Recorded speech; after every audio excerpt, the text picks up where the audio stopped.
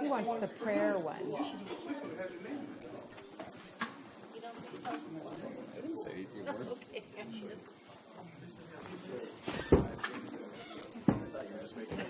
No, I think I am a nice person. Okay. Yeah. I like it. This is easier said than done. I like it. We're gonna. They want to convene. Okay. Session on All right. All right. Is it? Yeah.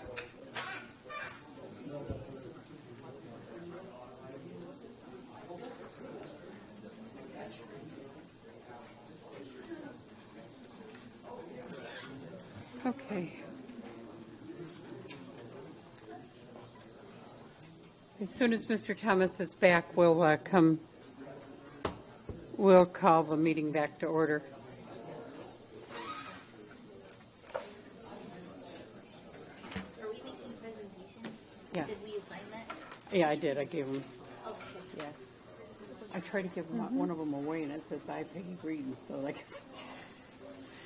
Okay. All right, we're going to call the meeting back to order. Am I on? Can you all hear me?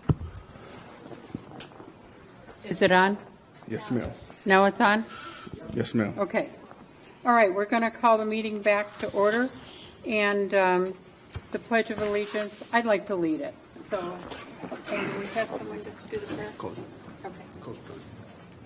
All right, place your hand over your heart and let's make a pledge to the greatest country in the world.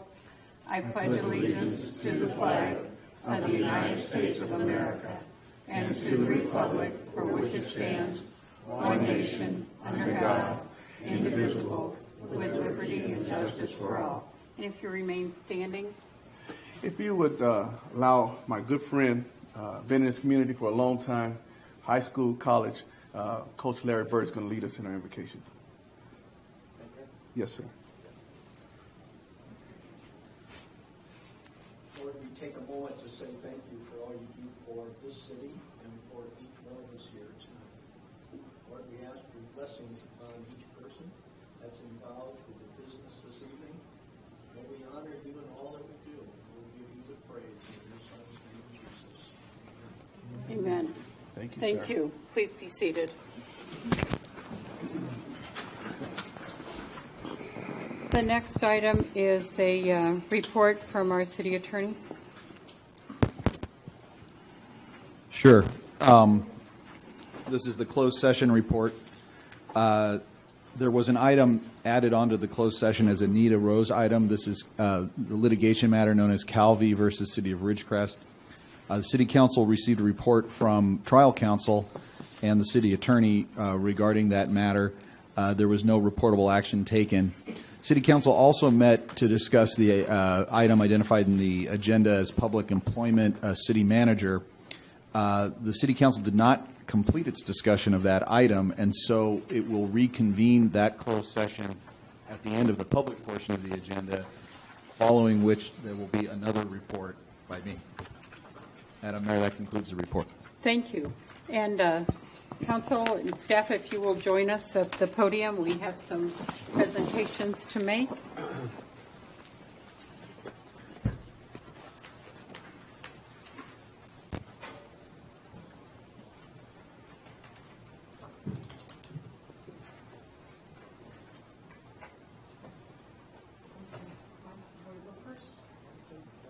Okay, all right.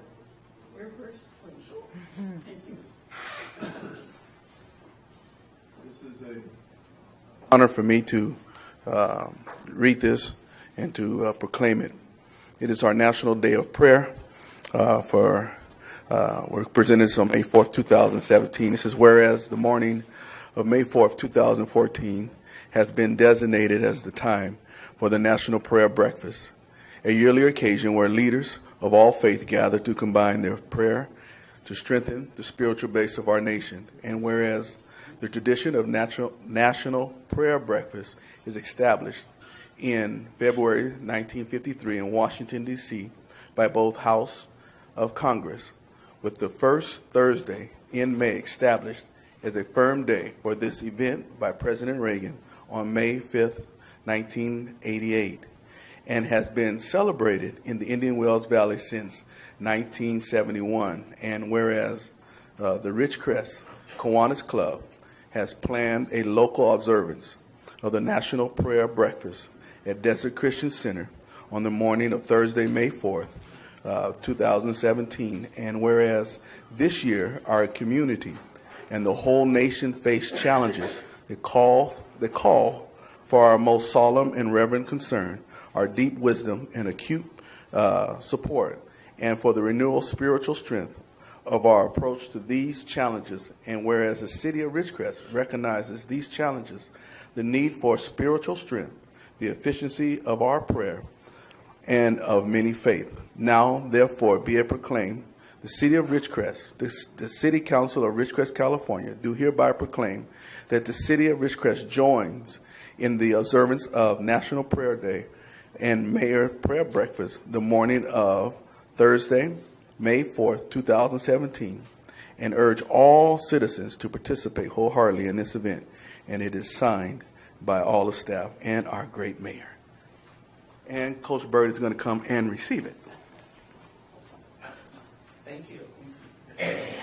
Sure. It's a privilege to accept this.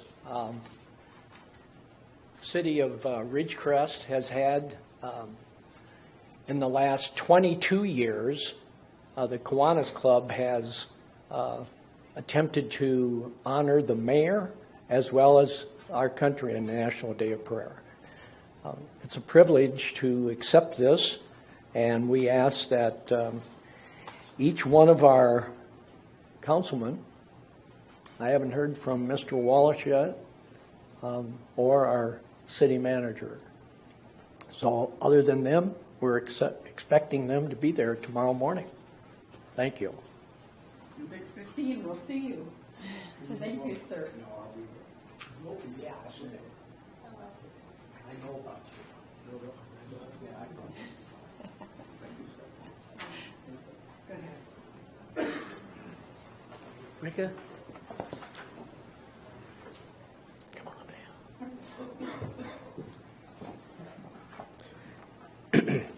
Proclamation of the City of Ridgecrest, California, Municipal Clerks Week, May 7th through 13th, 2017. Come on over here. You don't have to stand that close, but my wife may be watching. Whereas the Office of the Municipal Clerk, a time-honored and vital part of local government, exists throughout the world, and whereas the Office of the Municipal Clerk is the oldest among public servants, and whereas the Office of the Municipal Clerk provides a professional link between the citizens, the local governing bodies, and agencies of government at other levels, and whereas municipal clerks have pledged to be ever mindful of their neutrality and impartiality, rendering equal service to all, and whereas municipal clerk serves as the information center on functions of local government and community, and whereas municipal clerks continually strive to improve the administration of the affairs of the Office of the Municipal Clerk through participation in education programs, seminars, workshops, and the annual meetings of their state, provincial, county, and international professional organizations. And whereas it is most appropriate that we recognize the accomplishments of the Office of the Municipal Clerk, now therefore be it proclaimed, the City Council of the City of Ridgecrest does hereby recognize the week of May 7th through May 13th, 2017 as Municipal Clerks Week, and further extend appreciation to our City Clerk, Rika Charlon, and to all municipal clerks for the vital services they perform and their exemplary dedication to the communities they represent, proclaimed this third day of May 2017 by the mayor and all the council. You want to say anything? No, I'm good. Thank you.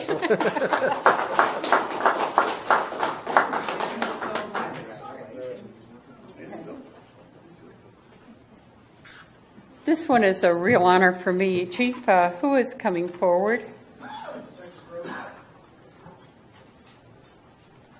Okay. This is a proclamation of the City of Ridgecrest for National Police Week, May 14th to the 20th. And so we are going to honor our entire Police Force, and you represented by you. And so I am going to, whereas the members of the Ridgecrest Police Department play an essential role in safeguarding the rights and freedoms of the city of Ridgecrest, and whereas it is important that all citizens know and understand the duties, responsibility, hazards, and sacrifice of their law enforcement agency, and that members of the law enforcement agency recognize their duty to serve the people of this community by safeguarding the life and property, by protecting them against violence and disorder, and by protecting the innocent against deception and the weak against oppression. And whereas the men and women of the Ridgecrest Police Department increasingly provide a vital public service, now therefore I, Peggy Breeden, Mayor of the City of Ridgecrest, on behalf of the City Council, do hereby proclaim May 14th through May 20th, 2017 as Police Week in the City of Ridgecrest in honor of the law enforcement officers,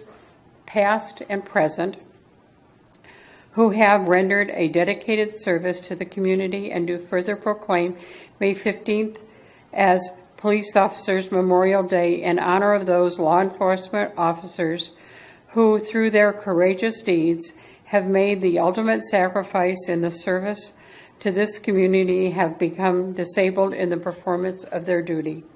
And I present this to you on behalf of all of us, and thank you so much for all the service and the work you do for all of us. Thank you.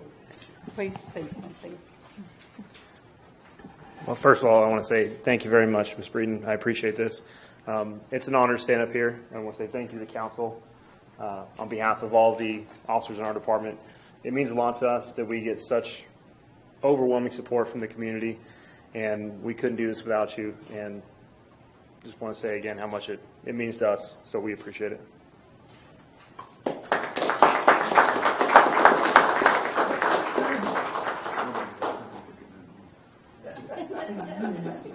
Thanks a lot. Good job. Okay, that's it. We're back up.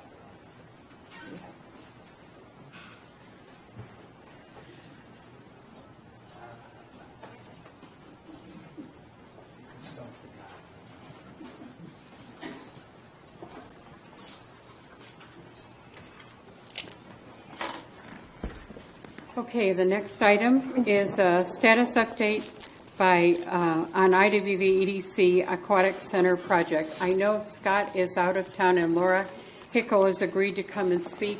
I know you spoke to us before and you are part of a great team and we're happy to hear from you, so please go ahead, Laura. Thank you. The Indian Wells Valley Economic Development Corporation Aquatic Center Committee is continuing to meet on a weekly basis. The committee membership, it includes schools, it's the city rep, Ridgecrest Regional Hospital rep, and other citizens and business representatives. Due to the generous local business support, we are able to move ahead with the feasibility contract with Councilman Hunsaker at $32,000, a study of which will be completed within 120 days, and that contract will be executed by May 12th. The contract objectives is first to establish, that one was really good, I'm sure. The first was to establish the features that we might have involved in the aquatic center. We want this to be a bright spot for our community. We're looking at recreational and competitive swimming. We're looking at water safety, looking at swim education and training from infant to adult, therapeutic and wellness, and the ability to swim year-round. Second part of the contract is to get concrete estimates of the construction and the cost of operations of the venue, and to explore the water savings capabilities that we can build into the aquatic center. The third is the support and the guidance on funding alternatives. In terms of land and possible location, we're working with the county presently to secure a lease for the property north of China, of the Matarango Museum and the China Lake Museum. And it's 14.4 acres with approximately 450 feet fronting on China Lake Boulevard. We're being assisted by Kern County Supervisor Mick Gleason and his staff to secure the land. We're also looking to change some zoning on the portion that faces, that fronts China Lake Boulevard from to a commercial for hotel or restaurants. This would be a possible step, if it works out, for a possible revenue generating stream. So we'll come to you later on more about that. That's something we're just exploring at this point. Looking at grants, one of the options is the California State Assistance Program for the Land and Water Conservation Fund grant. It's administered by the National Park Services, and many people use it for wildlife or national forests, but there's also portions of that grant that are set aside for local recreational facilities. So we're exploring that. That grant should be released again for funding in 2018. It's really competitive and it's chronically underfunded, but we will be pursuing every grant and funding opportunity that's available. And after the center is complete, which it will be complete one of these days, we've identified a series of other things that could be used to provide learn to swim programs. So once you have the facility, there's lots of different kinds of funding out there to run your programs, at least in the first couple of years. Anyway, so that's the report, and if there are any questions, I'd be happy to try to answer them for you. Thank you. Is there any questions from council? I didn't hear a timeline estimate for construction, when we might see groundbreaking possibly? Don't really want to report on that until we finish the feasibility report, because it's really going to be on what they feel we can do in terms of generating and what kind of funds that we can generate. And then, of course, there's always the planning process and the permitting process, which is its own challenges at this point. So I don't really want to give you a date, but we'll be coming back on a frequent basis and reporting back with what we know. Thank you. Wallace? I just want to thank you and the corporation for the job you're doing, and I think this will be a real asset to the community, and we really appreciate your service. Thank you. It really is needed in our community.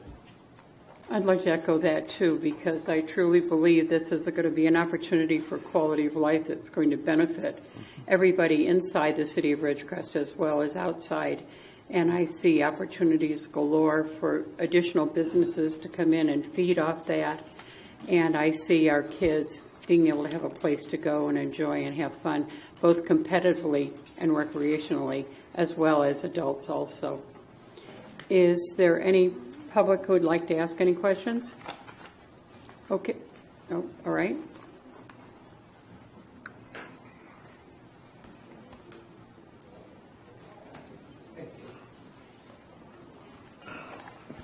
Yes, Dave Matthews, address is on file. My question is, I thought we were initially looking at some property in the business park. I don't have any particular objections to the land that you stated, because usually there's a puddle every time it rains over there anyway. So we could just put that in the pool, right? Yeah, okay. Anyhow, that's my question. Laura, did you want to address that? We'd have to explore that a little bit further, obviously, but we'll take that under advisement. Right now, the county land and having that be a nexus of our community, you know, with the museums and the parks and the dog parks and an aquatic center, just seemed reasonable to us. And also the location near the New Murray Middle School and Burroughs. Also, you know, it's within walking distance and allows an opportunity for the schools to tap into those resources. Okay, thank you. You're welcome. We appreciate you coming, and thank the entire committee, please, for all their work. All right, the next item is public comment.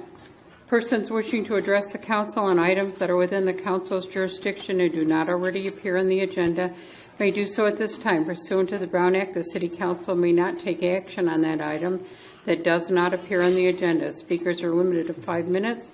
The public comment section of the agenda is limited to a total of 1 hour. Each speaker is asked to provide his or her name. Public comment, please.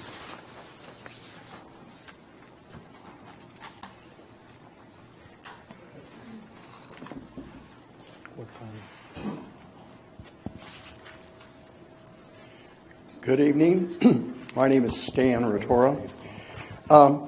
As many of you know, there was a JPA town hall last Wednesday.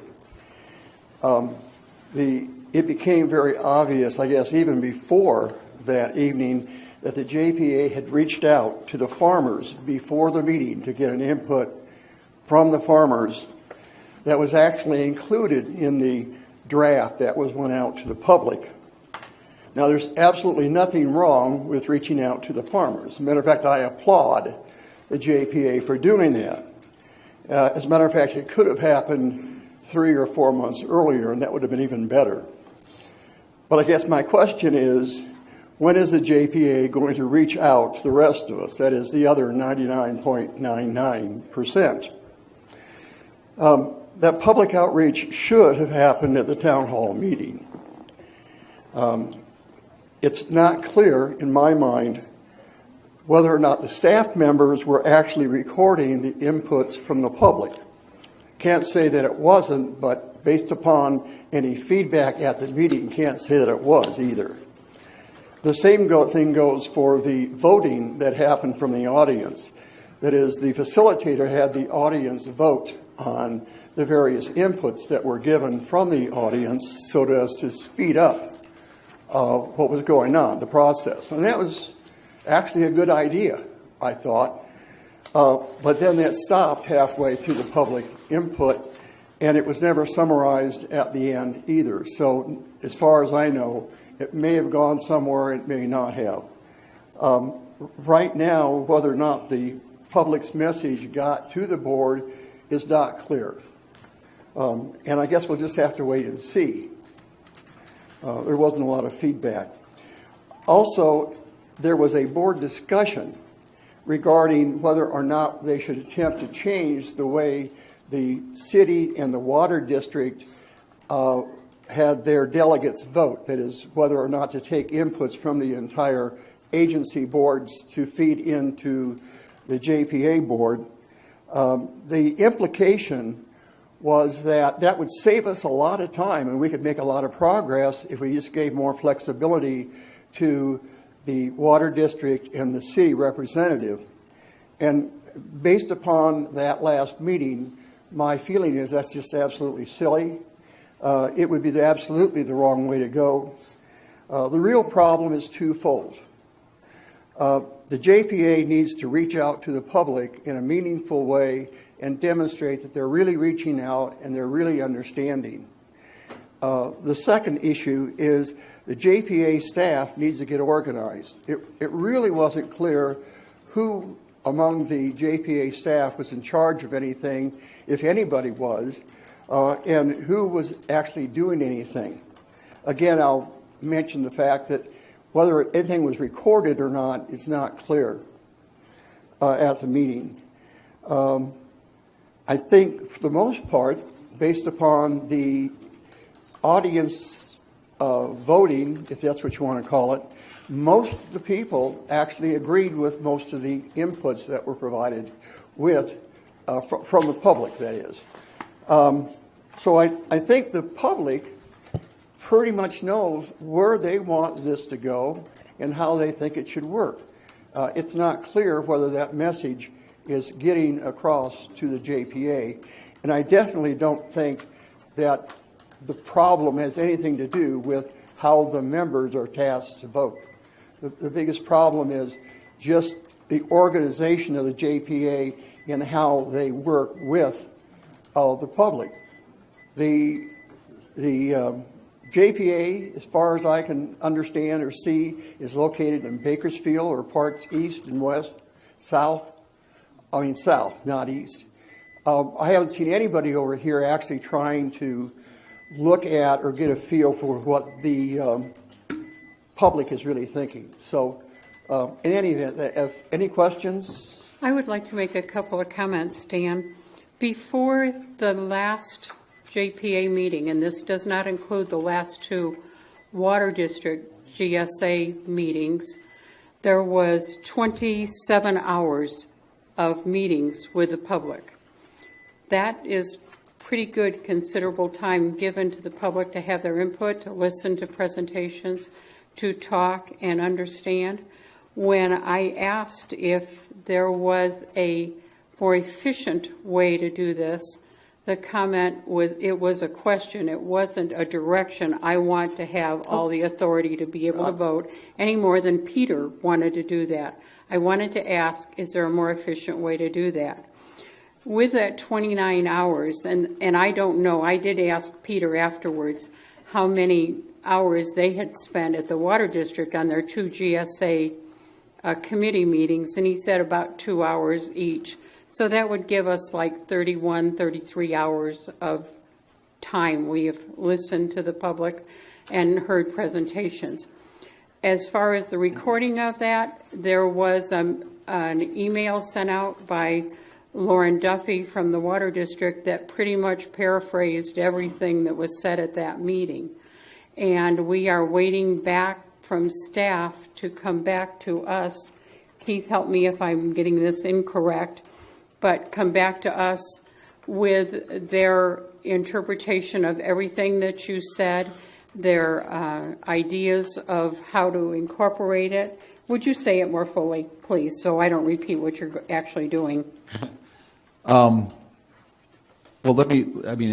in the interest of transparency, let me address all of Stan's comments, I guess, from the beginning. Okay. So we've had, as the mayor mentioned, several meetings on the bylaws, and we've gotten some comments back, including some very excellent comments in the form of red line from members of the public. And we also got, and this is prior to the workshop, we also got some very long letters, sort of not suggesting red line comments, but describing issues generally from other large stakeholders, including Meadowbrook Farms and others. So the interest was, given that we've gotten those responses already going into the workshop, we tried to prepare a draft that, to the best extent possible, took into consideration those changes in light of, or those suggestions in light of legal advice that staff was giving. And that's how we generated that document. During the meeting, I took notes, and at the end of the meeting, I went through my notes and asked the board what changes they would like to see based on the comments they heard, and I got direction on that. And then I've gone ahead now and prepared a draft that incorporates the comments that I was directed to incorporate by the board. And that currently is with the county, and they're looking over my draft. And then, remember, as you recall, our direction was to put it through back to the committee again, the ad hoc committee, to look at. And once they've looked at it, we will then attach that draft as part of the agenda for the next meeting of the JPA. And if the city council so wishes, presumably we will be talking about it at the next city council meeting. Was there anything or any of your concerns we did not address, Dan? Well, I appreciate the feedback. All I can go by is what I heard, at the meeting. The recap, in particular, at the end, I thought basically ignored an awful lot of the inputs from the entire audience. So I'll be very interested to see whether or not those inputs actually got in or not. But I appreciate your efforts in trying to do that, because it's very, very important, and we do need to proceed and get going. But it would be a mistake to just push it through without the support of the public. One thing you must remember is Mick Gleason made the comment that, and I think the entire board, I don't know as we voted on it, but agreed with it, in 6 months to come back, no matter what happens, in 6 months to come back and say, were things done that shouldn't have been in the agreement? Were there things that should be added? Were there things that we need to refine more fully? So to spend a whole lot more time on it is important, to make sure everybody understands where we are. But it is not written in concrete, and that will give us time, because as we are sitting here debating, and I'm not trying to be facetious or belittle anybody's comments, to say whether we should say and or should we go A or B, all that grant money that's available to us is being diminished by other agencies who are further ahead than we are. Does that mean I want to go ahead and do it now, no matter what? No. But I think it's important that nobody is going to thank us that we let all the grant money get away, and it may not be, but the potential for that is there, to simply worry about an and or a but. Is that important? Yes.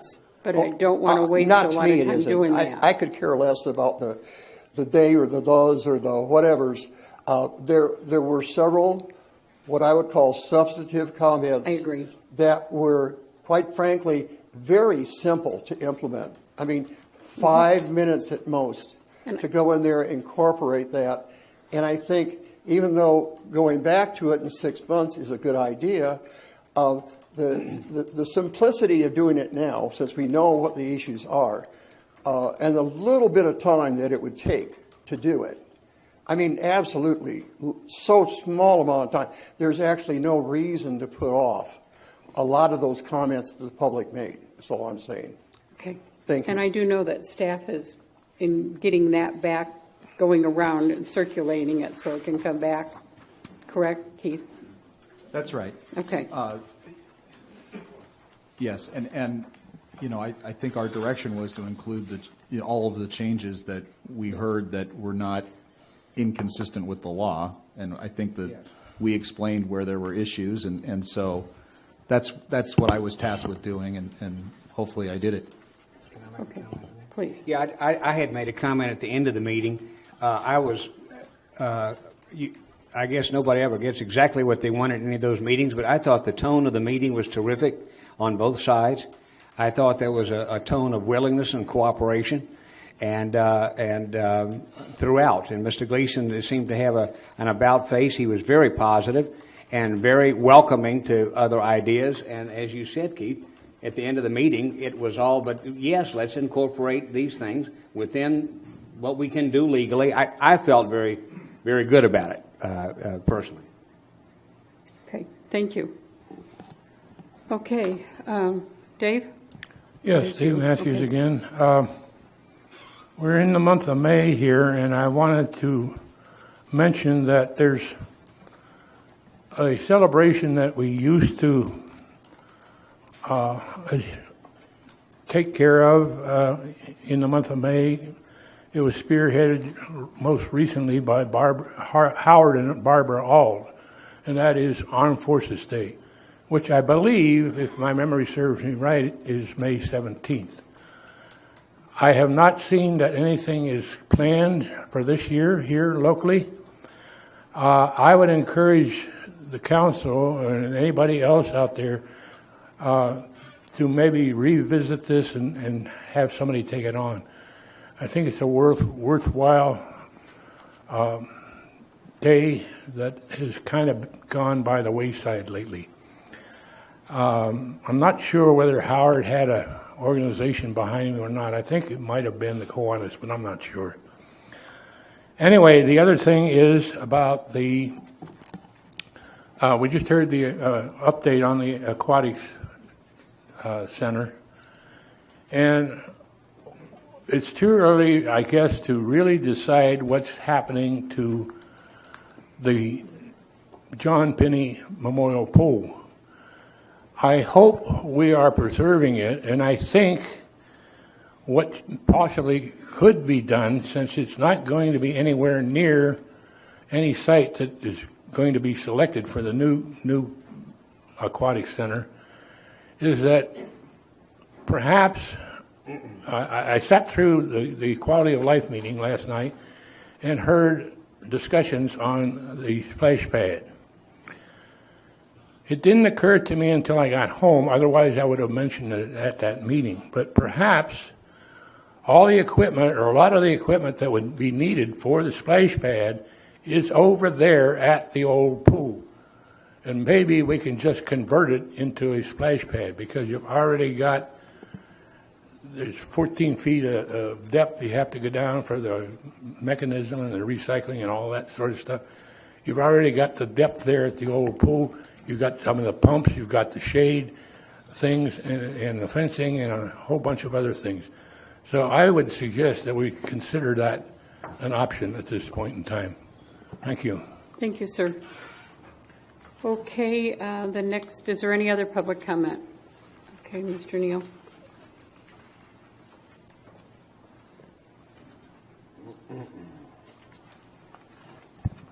Good evening, Council. Let me just add just a couple of short comments about the GSA. Stan's already said most everything that needs to be said. I'd just like to reiterate that, taking the time that's needed to get these bylaws right the first go-around is, in my mind, very important. And what's being called informally the Ridgecrest panel has put in a lot of time working on our inputs. They are mostly all just substantive inputs, important changes we think need to be made. We've left out, the opportunity, not even try to even go down, lots of small changes, suggested, so forth, that take up a lot of time on details, and honed out a lot of things actually that we originally might have liked seen changed, and condensed it down to the core, most important things. And the point was to try to get more policy formation input from the public. Like I said before, we've seen a lot of policy being crafted by lawyers, and we think that they should be talking and crafting legal stuff and not crafting policy. So, it looks like at this point that the input's taken, that we're going to move forward, and we appreciate that. And I don't mind seeing it take a little bit longer. I just really would like to see I've seen things done here in years past in a hurry, shoved through, not gotten right, and then never corrected. So that's not desirable.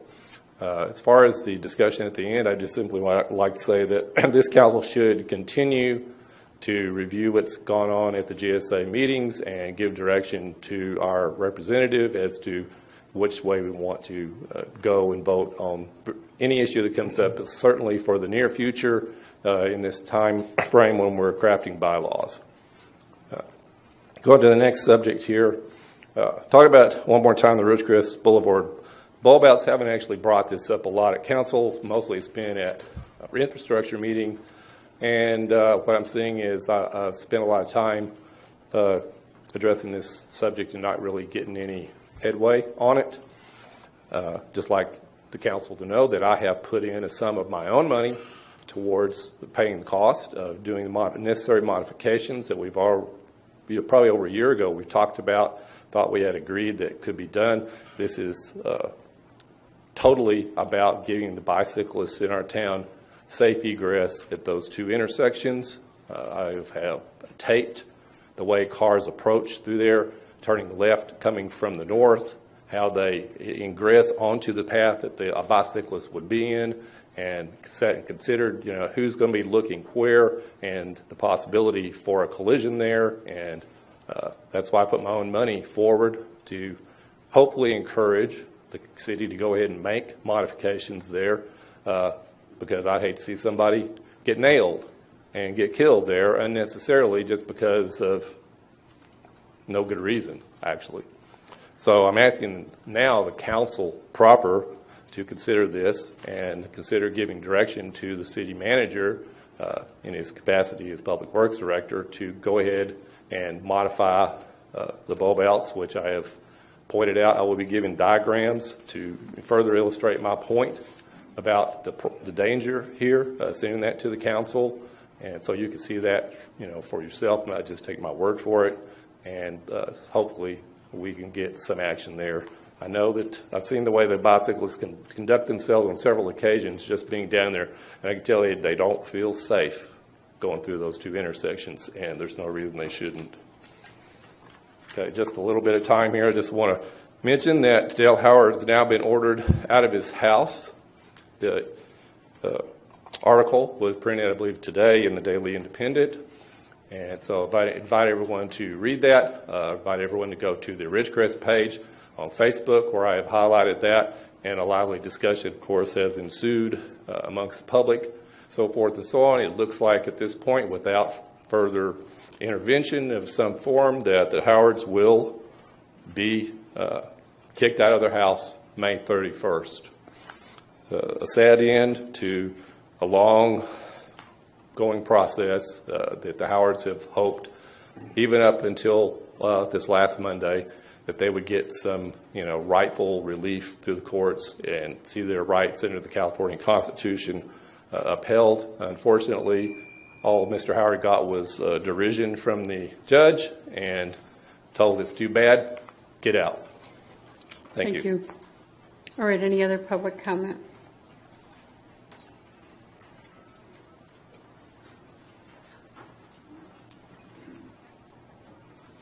Thank you, Council. Marilyn Neal.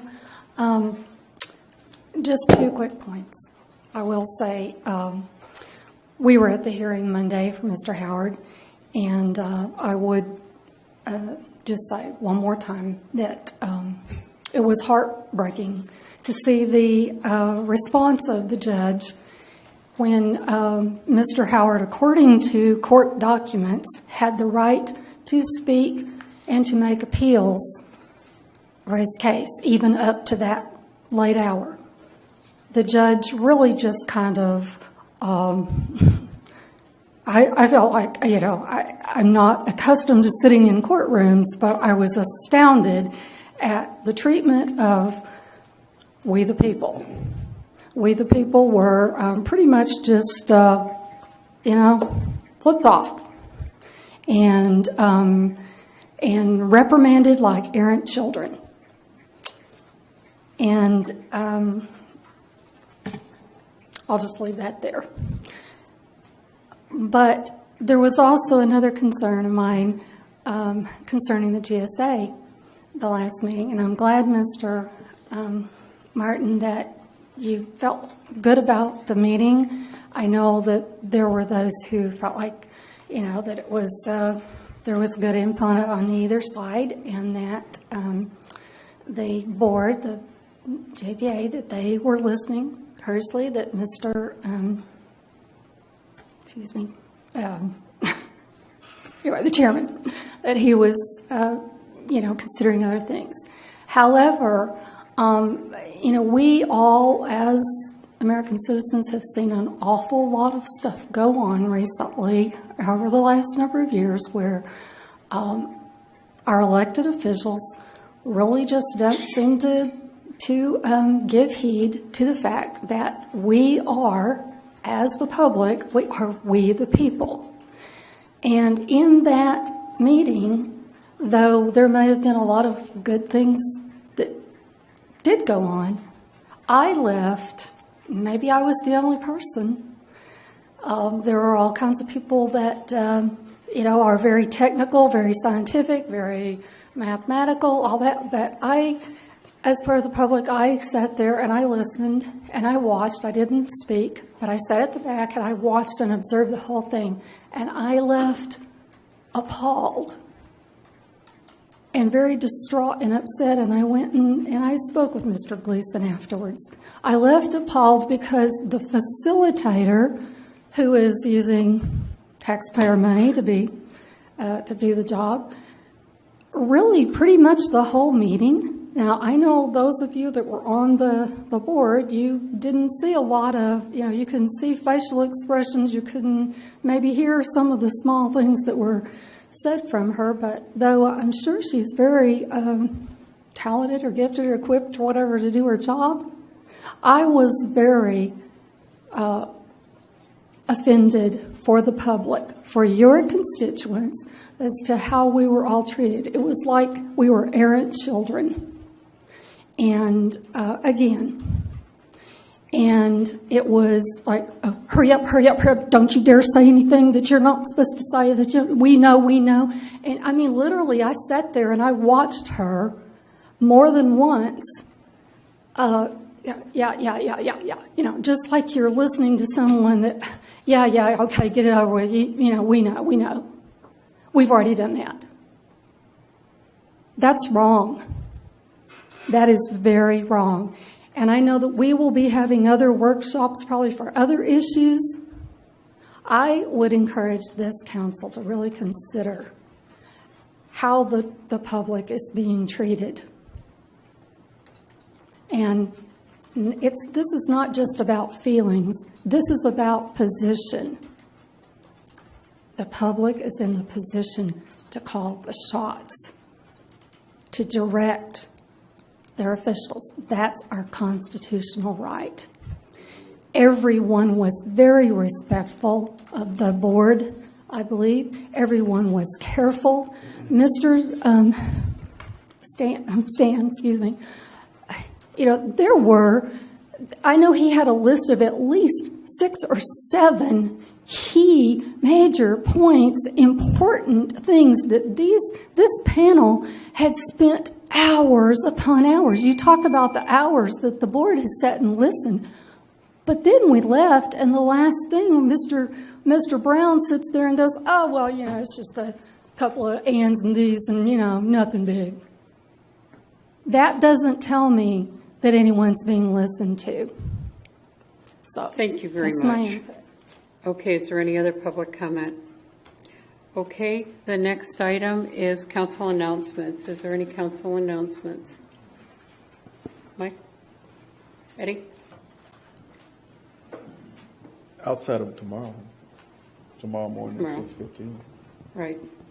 You want to announce it again? Remind everyone? I will be happy to announce it again, Madam Mayor, that we'll have the privilege of coming together as a community to pray for our beautiful mayor and for City Council and the growth of Ridgecrest, California. At 6:15 at Desert Christian Center.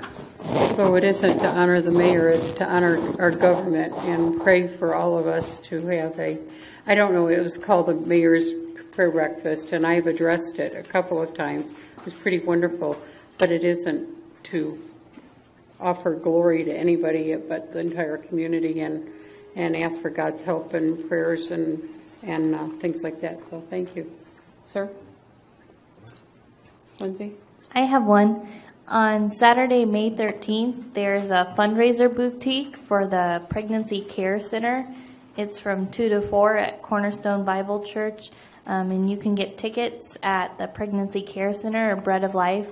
And it's just going to be a shopping opportunity with lots of different vendors to benefit a good cause. So. Okay, thank you. All right, the next item is the consent calendar.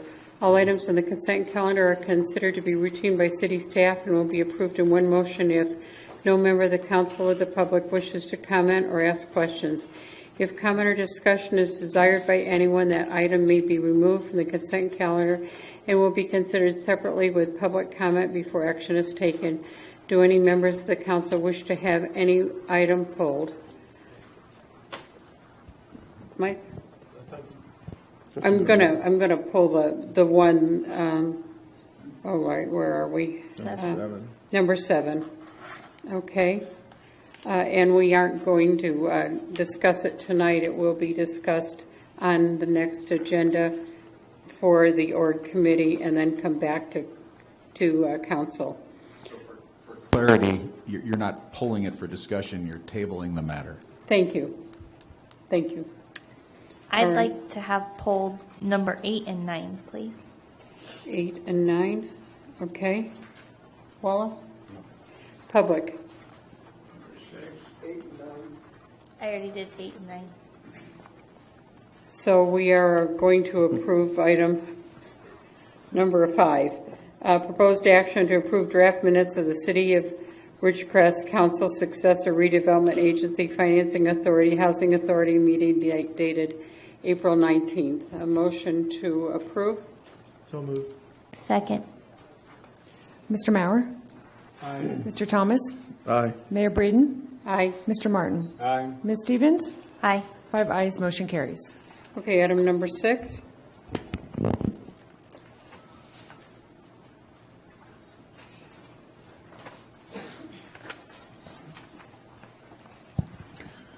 Actually, I have no objection to the item itself, but I'm wondering about the wording in the announcement or the item here. It's kind of confusing to me because it says to release the security, improvement in security. Well, Security of what? Or isn't there another word that we can put in there to make that a little bit more clear? It's actually a bond, isn't it? So, anybody? Okay. Would you like to address that, Lauren? Or Dennis, whoever has that. Mr. Matthews, you are correct. There is a better word that can be used. What staff selected here is the actual wording within the municipal code regarding securities. There's various number of securities that can be posted for improvements for a tract. And yes, the bond, there were two bonds, a faithful performance bond and a materials and labor bond that were the form of securities for this particular tract. Okay. That's my only comment. Thank you. Okay, is there any other public comment on that item? Any other council comment? Since it's pulled, I want to ask really fast. Lauren, is this the property with the landscaping thing that we've talked about several times? Okay. Yes, it is. Yes, we have our very first lighting and landscaping maintenance district established with this tract. Okay, no other comments? Motion? I'll move approval of 6. Second. Mr. Mauer? Aye. Mr. Thomas? Aye. Mayor Breeden? Aye. Mr. Martin? Aye. Ms. Stevens? Aye. 5 ayes, motion carries. Okay, item number 8. Lindsay, you asked that one to be pulled. Yes. So I just have lots of concerns on how much fees we have been paying out for legal fees. And I got a table from some of the staff on summarizing from last July. The table I have goes until January. I'm just really concerned. I found out that nearly $60,000 from let's see, February until this January, $60,000 has been spent on groundwater. I know the most recent bill, $7,800 was spent on groundwater, and I just have a lot of concerns on how much we're spending, how the expenses we're incurring for that, as well as a lot of other things. And it just seems like I'm not exactly sure who monitors the amount of money regularly on the legal fees that we've been spending, and making sure that when we're this close to the end of the year, and we've already approved one supplement, that now we're approving a second one, that it seems like we just need to closely monitor, especially the groundwater one. I know some of the other entities, their lawyers are not being utilized nearly as much. And so I'd just like to ask that we would much more carefully watch that if we could. Ty or Keith, do you want to address that? We monitor the budget in finance. As far as the approvals, the actual invoices come to the city manager, who then reviews and passes them off for us to pay. Well, and the only thing that's really fixed is the redevelopment and the retainer. Everything else, when the council approves a task order, they work on an hourly basis based on a rate that is attached to that. But what Ty monitors is to make sure that everything is still within the budget that has been approved at the time. Yeah. And when that budget is exceeded, we do have to return to council. We have been, do you mind if I, the big driver on this, as you pointed out, is the GSA work, and that has been higher than we expected. We've been very involved in it, and that's correct. And for example, these bylaws we were just talking about earlier have been taken a lot more time than I might have thought. Let me put it to you that way ahead of time. Having said that,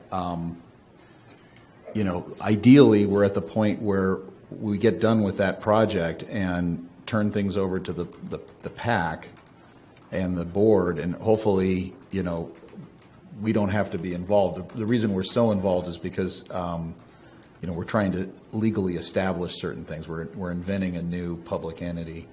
Once it's up and running, I think it will be a lot less work. I will say that, as you know, we don't, we're very mindful of the city's limited budget, and very mindful of that, and we have been for a long time. And you know that we have a retainer agreement so that when we do work such as the meeting I'm at right now, it's on a flat rate basis, meaning no matter how long it takes, I just get paid the retainer. We have been, to the greatest extent possible, for example, moving things onto retainer and treating things as retainer that could be billed as hourly. For example, when we give you guys briefing on cases, we don't bill you that time. We treat it as a meeting, even though theoretically it could be billed under the task order. Likewise, when we're reporting on the GSA or attending the city council meetings on GSA, I don't bill it as a GSA matter. We just treat it as a retainer matter. And those are some concrete examples of how we try to keep the budget down. So we're very mindful of the city's financial position in that regard. But this GSA has been, it's a very complicated animal with a lot of moving parts, and it has required a lot of our attention. And I think I'm very proud of the work we've done in relation to that, and I think we've added a lot of value to the process. Is there any other comments or questions by council? Keith, are there other attorneys that are there, or is it just you there? Are there agencies that have attorneys? Every one of the 5 participating agencies has their attorneys involved to one extent or another. The so-called big 3, meaning the County of Kern, the Water District, and us, have had more attorney involvement than the others because we're sort of more interested parties, I guess, than the others. Currently, the arrangement is intended as kind of a sharing arrangement where each entity is sort of providing in-kind services. Right now, our offices and the county council are both listed as sort of general counsel for the GSA. The intention is to have the water district's attorney do that, and the water district's attorney has been participating. He has not yet signed a retention agreement for reasons that I don't need to go into right now, but that's the intention, that gets resolved.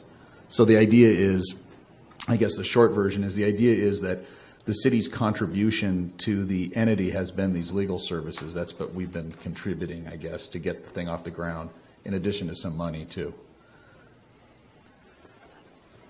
I'm sorry, go ahead. Go ahead. No, you finish your question. So there's no real, dividing of the pie in 3 ways. It's just... Well, we have been dividing the work up. I haven't been doing everything. Oh, okay, that's my point. If that answers your question. However, I mean, at this point, most things, it's necessary for me to at least review most things being done because it impacts the city's interests. Okay. But I'm not necessarily the generator of most things. I was the generator, though, of the bylaws, which has been taking up a lot of time. Okay. And there is the goal, as soon as we get up, to have an attorney that will act as the GSA attorney and have input from the other attorneys, but will not be quite as monetarily expensive for the city and the other entities. Yeah, I guess I should add one proposal is, so the current arrangement idea is that we've got a revolving chairmanship of the board. Right now, currently, Supervisor Gleason is the chair, but the city's representative will be the chair next year. And the idea is supposed to be that the legal services will rotate with the chair, so that, when it's the city's turn, then the city sends the attorney just to handle the meetings, essentially. Once we get to the point where we're sort of moving along, then it's quite possible, for example, that if county council is doing the meetings, I don't need to be there. Okay. And hopefully soon. And then likewise, next year when it's my turn to help at the meetings, he doesn't necessarily have to be there. And so both entities will start saving money that way. The next year after that, it's going to be the water district's turn.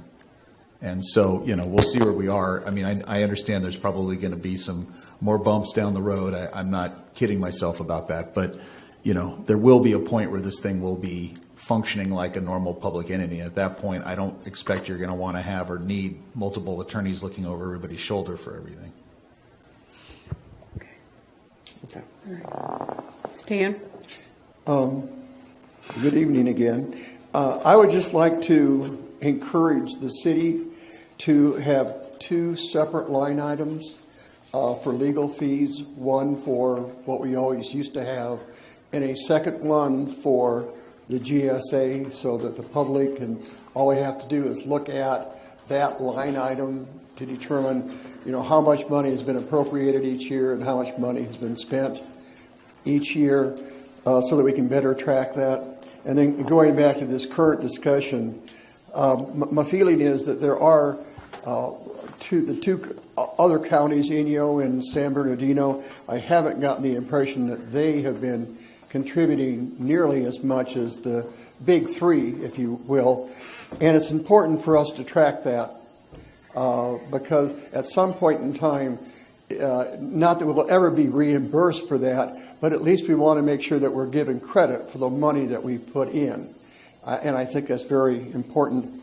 One other aspect, can you tell me, is there only one line item for legal now as opposed to legal being split up into the various departments like it used to be?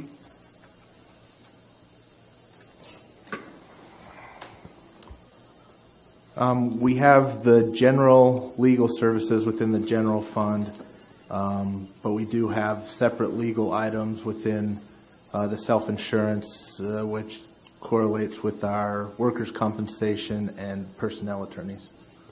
Okay. And it's only the one that deals with the general fund right now that's being asked to be increased? Correct. Okay. Now, whether it's done this year or next year as part of the next budget preparation, I think it would be beneficial to separate city legal fees from the GSA so that we'll always know exactly how much money we've spent. Thank you. Thank you, sir. Mr. Matthews? Yes, I'm questioning something similar to what Stan's maybe talking about. Once we get to this stage where the attorneys for the various chairs for any particular year are in place, is there a source of funds that are going to be available to pay those attorneys out of that fund rather than the funds like our budget or the county's budget? I can answer that. The answer is yes. Okay, thank you. Whether or not we're reimbursed for our contributions, I guess, would be a policy issue that the board would have to decide, what the form of that is. We're tracking it and we'll get credit. Whether or not, we'll see at some point what the board decides to do with that. Because right now, Kern County has the $250,000 that is going for studies and other things. They got a grant of $500,000, one for the San Joaquin GSA. I don't know if that's the exact name of it, but the other side, the West Kern GSA, and $250,000 for this GSA. And it is 90,000 of it is going for a grant from the USGS for studies and others. But until we get to the point where we can go apply for those grants and get them for other actions we're taking, we have to get to that point. Yeah, the issue is that we need to spend some money. The JPA needs to spend money, both sort of startup costs and also related to expert work, in order to get to the point where it can prepare a plan that then will provide a basis to assess fees or otherwise pay for all of these things. So we've got a little bit of a chicken and the egg problem. There is grant money available that we're pursuing, but essentially we need to have the GSP in place, and then we'll get it sorted out. Thank you. Can I ask staff a question on this? This is blinking like crazy, making me have, is it supposed to be? Is there Shut some? it off. Just shut it off? Shut it off. Thank you. All right. All right, Ms. Neal. Just again, my perspective on this GSA situation with the cost of the attorney. My understanding is, this all started with state mandates, and state comes down and says, you got to do this, and our city council, our board, our water board, our county, though this is just like I've used the term many times, this is a big monster. Mr. Lemieux even said this is a huge beast that's coming down on us, and our different boards have chosen not to resist that, to stand against that, and so here we are. We're doing this thing, trying to form this thing that many believe is wrong to begin with. But then in the midst of all of that, you have citizens who have said, okay, we can't stop this thing from coming, but we can get involved and we can do the work. And so they have as we've repeated over and over, they've spent copious hours, endless hours, working on this. These are highly educated, intelligent men and women that are working on this thing, forming policies, and yet we have Mr. Lemieux, who, with all due respect, Mr. Lemieux is spending an awful lot of time writing policy. And Mr. Lemieux really should be the person saying, okay, this is either legal or not legal. Not writing policy. You have volunteer citizens that aren't costing you anything, that if each of them were paid their fair wage for the work they've done on this, it'd be off the charts. So my suggestion is let's let Mr. Lemieux do the legal aspects, and let's let our citizens be involved. They're the ones in this community who care. Can I respond to that? Please. It's absolutely not my job to establish policy for the GSA, and I don't believe it is. But there are a lot of legal issues with this type of entity, and particularly as we move forward setting up the GSP, we're trying to make sure that what we do is bulletproof in case it is challenged later in court, because it's quite possible that we could end up with some level of contention in the public. And so I want to make it clear, my job is not to set policy. I get policy direction from the board. Although they do have me craft the language, but it's not my job to invent policy. Thank you, sir. Mr. Neal. Yes. Thank you, Mr. Lemieux. I'm glad we got that said in public. So that's on the record. So we'll continue forward. And we appreciate your responses in the past and look forward to continue working with you on crafting this policy and getting the bylaws right. Just one thing that I guess all this discussion is pointed out is I would like to suggest we have the upcoming budget hearings sure soon to begin. Based on what Mr. Rotora has just said, that when you approve a budget, that I realize this might be a little tricky, but that you do approve two different line items in the legal part of the budget, and one you take your best guess for what is going to be expended on behalf of the GSA, and then the other stuff is on another item. So food for thought there. And as we've just been told, just something to point out to the public, a lot of your money is being spent on the formation and operation so far, which has been a JPA, now is actually a GSA. And a lot of people are involved in the meetings. There could be a lot more involved in the meetings, and the public, I think, is I think anyway, is largely probably ignorant of the fact that this agency is going to have a huge impact on both their lives functionally and the cost to them fiscally. The cost is only actually just ready to start beginning here maybe in the next year. We're paying the lawyers healthy sums. We're paying staff healthy sums. And pretty soon there's going to be taxes of some form and lots more staff to pay and everything else. So sorry, that's what it is, citizens. And if you are concerned about this extra cost, this extra money come out of your pocketbook to fund all this, then you can show up, you can get involved. You may have to push a little bit, like we've had to do some, but if you do, generally you will get at least some response, and that's a lot more satisfying than just sitting at home, tending to your other affairs, and then just kind of griping about the cost to you and all the stuff that's happening to you. At least when you're there, getting involved, you get a small sense of involvement and hope that maybe you help influence some of what's going on. Thank you. Okay. So, motion?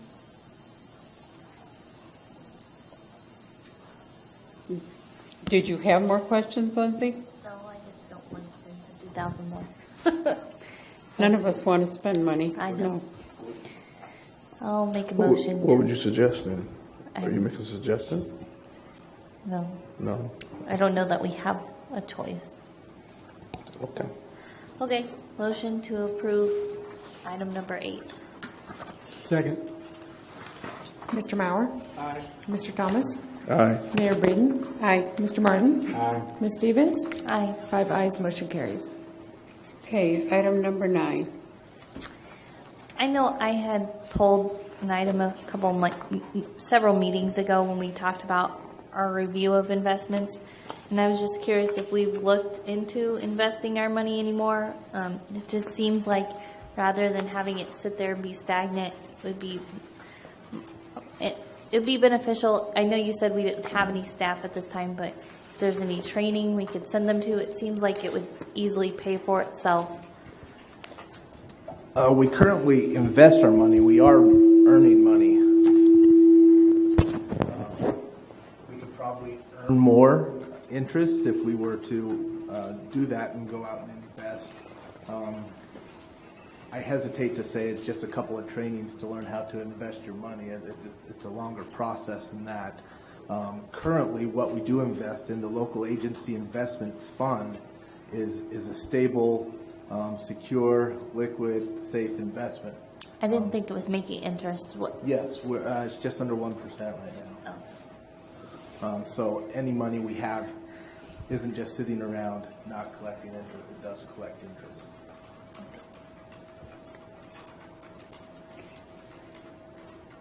Any other council comments or questions?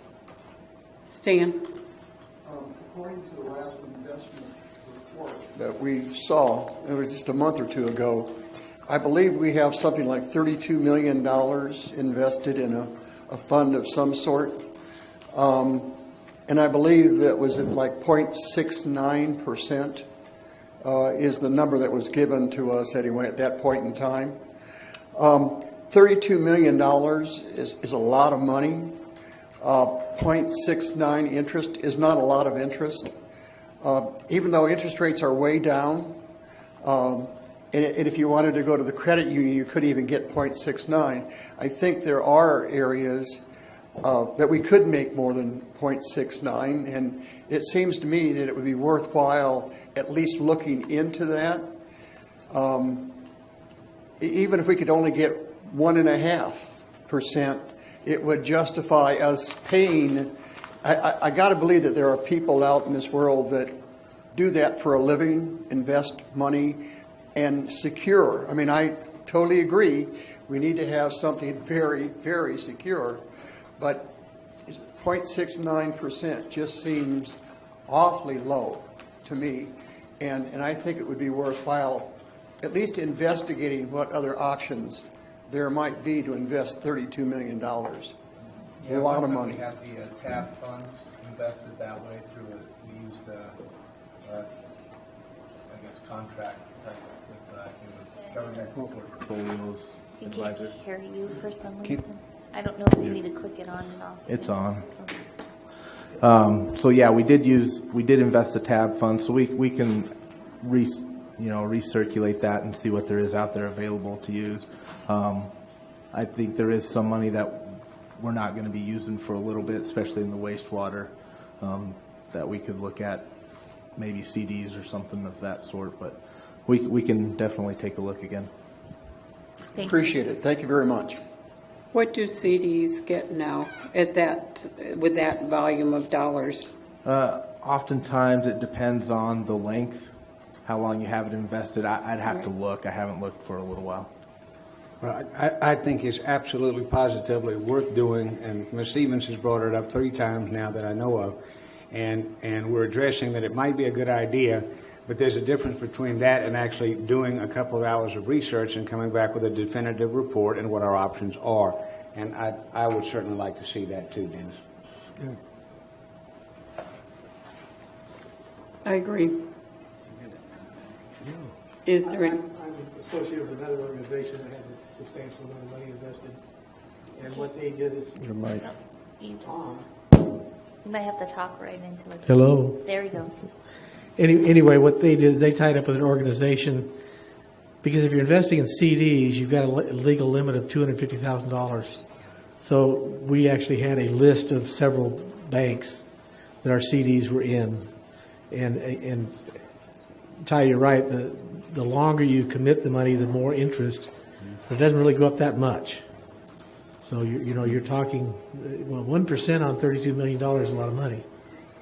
But that's probably about how much we'd be able to pull. But you need to have it spread out. You can't just put it in a government thing. If you're having it invest in CDs, you need to put a limit of $250,000.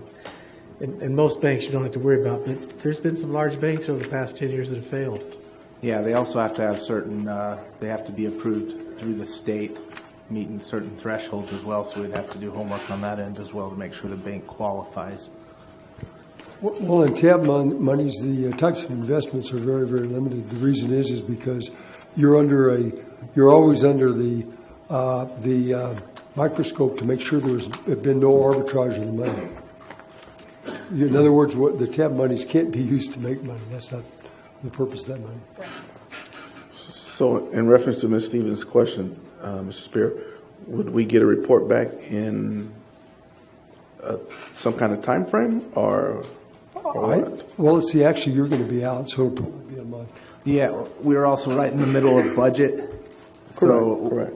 I'd prefer to wait till after that so that we can actually dedicate the time needed to that. Okay. And that would give a good indication of what money might be available to. Perfect. Okay, no more discussion. Is there a motion? Motion to approve item number 9. Second. Mr. Mauer. Aye. Mr. Thomas. Aye. Mayor Breeden. Aye. Mr. Martin. Aye. Ms. Stevens. Aye. 5 ayes, motion carries. Okay, the next item is the RICVB, renewal of the Ridgecrest Tourism Improvement District, and the open a public hearing to allow members of the public to provide comments on the renewed RTID. Close the public hearing and no further action required by council, but we are going to open the hearing right now. Is there comments? Can I ask a question? Certainly. So I saw this time it was included on the staff report that we get 3% for administration, and I know that they're increasing their amount that they're receiving from tax, and I didn't know if we should be increasing our percentage of more than 3%. It was 2%. No, our part. okay, I see what you're saying. What we're charging them Yes. to do that. Well, the percent's not going up, but the amount of money's going up. Right. Right, but I didn't know if there's if 3% is covering you good enough. Okay.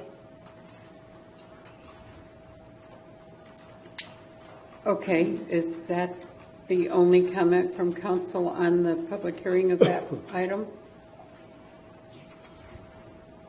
Is there any public comment on the public hearing part of that item?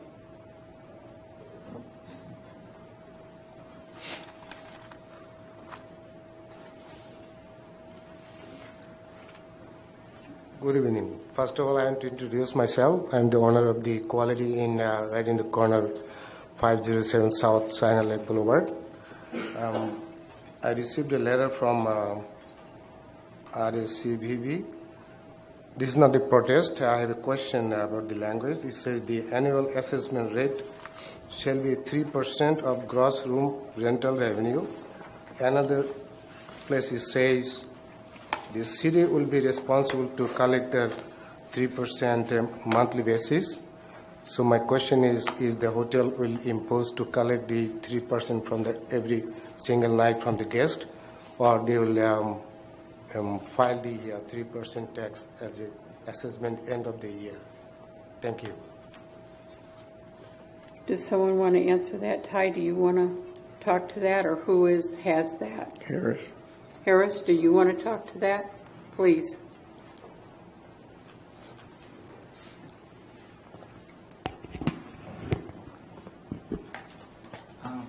I'm not sure exactly. I didn't quite understand the question, but let me say this.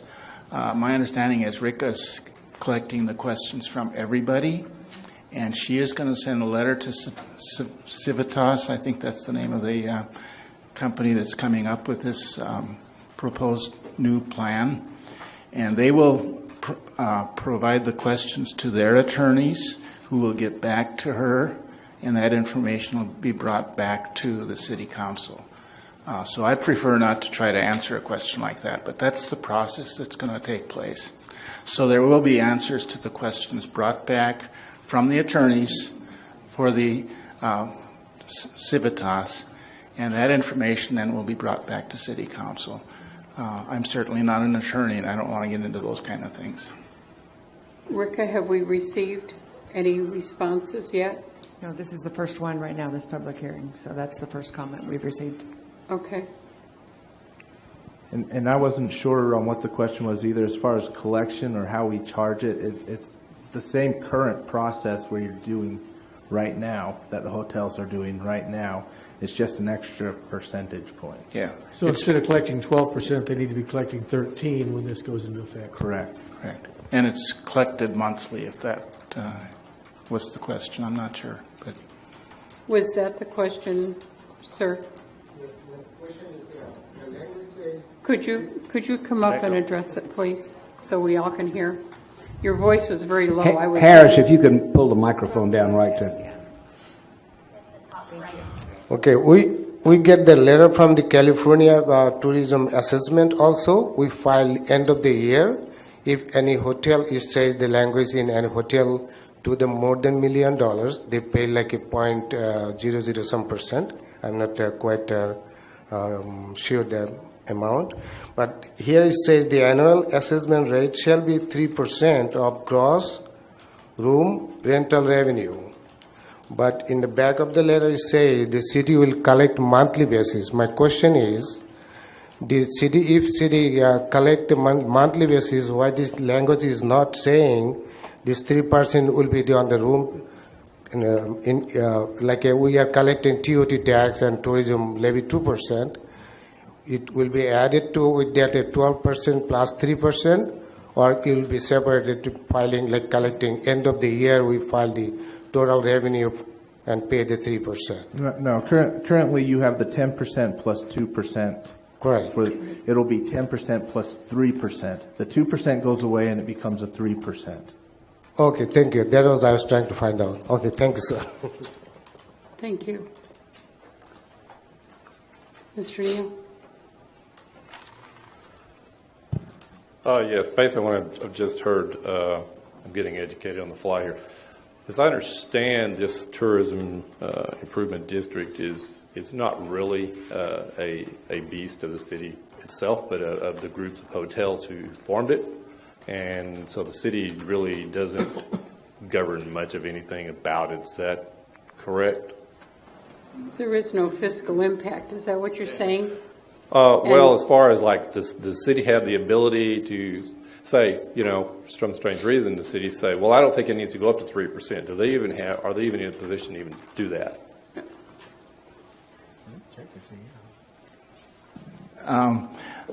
The hoteliers basically are the ones that are asking it to become 3% instead of 2%, and therefore they're the ones collecting the money. The city takes whatever the percentage is of that, is it 3% of whatever comes in, right?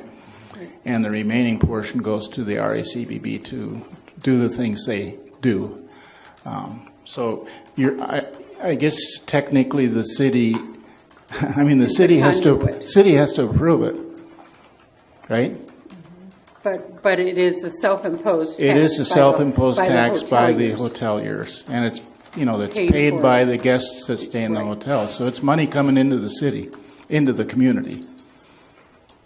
Okay. Okay. So that I think answers my question. The city does have to approve this. So I'd just like to point out, going from 2 to 3 doesn't sound like, I've heard it said, it's just another percent. Well, it's 50% more than what it was before.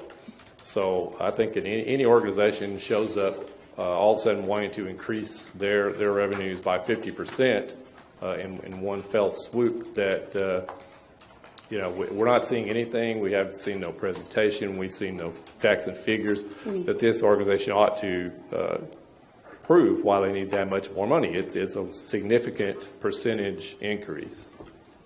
We had that presentation a month and a half ago, and it was from the RACVB, and they gave us a long report on what they do and what they're accomplishing with those dollars. It was on the April 5th meeting. Okay, well, somehow it slipped out of my mind, or it was attached to the agenda. There wasn't an actual PowerPoint, but it was a big report inside the agenda. Okay. Well, it just seems like, these people are basically our guests in town, and we're already getting them for 10% for the city. And, relatively rapidly each year now, we ramp up this RTID percentage. So most of them obviously have no choice. They're on their own business. They're going to pay it anyway. But, some are not. Some are personal travelers. And, it gets to a certain point, and people just kind of come to his town, and they look, and, sometimes I look at those bills and I go, wow, these guys are really getting rich at my expense. So it doesn't make you feel real, warmly welcome. It's like, come here and let's, get our fingers in your pocket. That's not fair, Mike, because there are many cities that charge a whole lot more not cities. Most of the self-imposed taxes, one of them was 18%. And I think, am I wrong at that? Have I got my number incorrect? Really? But anyhow, there was others that were significantly higher, and it is self-imposed by the hoteliers, and it is paid by the people who utilize their services. Yeah, I don't know the percentages. I know there are a number of communities where the percentages are much higher than here. I think I misspoke on the 18%, but there was some that were significantly higher. The lady that made the presentation from Civitas on April, whatever that date was, is also going to come back for another presentation, and I don't know the date on that, but that's all a part of the process here. That's my understanding. June 7th is the June next 7th. meeting. Thank you. Okay. All right. That's all I have to say. Thanks. Thank you.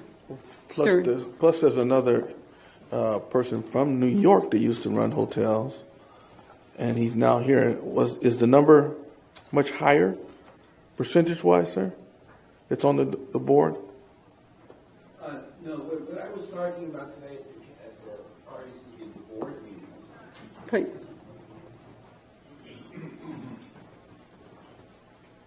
By the way, the RACV does a lot of work, bringing a lot of tourism to this area.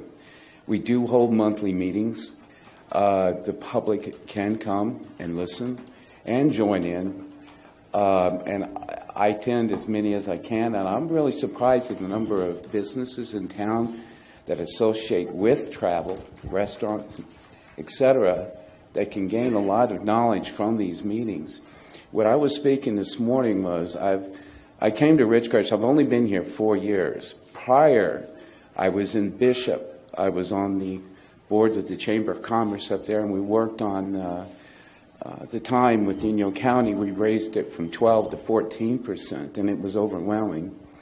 But what I was saying, places like in New York, all those, everyone looks at their bill when they check out. I see it every morning. But here in Ridgecrest, no one complains. No one complains. Now, we're talking about a 1% increase, and it's fairly something that's real easy, but it's going toward things that would benefit. Out of the RACBB, we've nourished and brought into Petroglyph Festival, which is a big benefit for the town. I've seen a lot of increase that was here last year.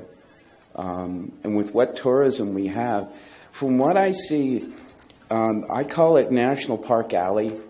We get people that come in, we call them FIT, foreign individual travelers from around the world, and they're traveling and landing in Vegas. They're going to see the Grand Canyon, they're going to come through Death Valley, and they come through Ridgecrest on their way to Sequoias and Kings Canyon.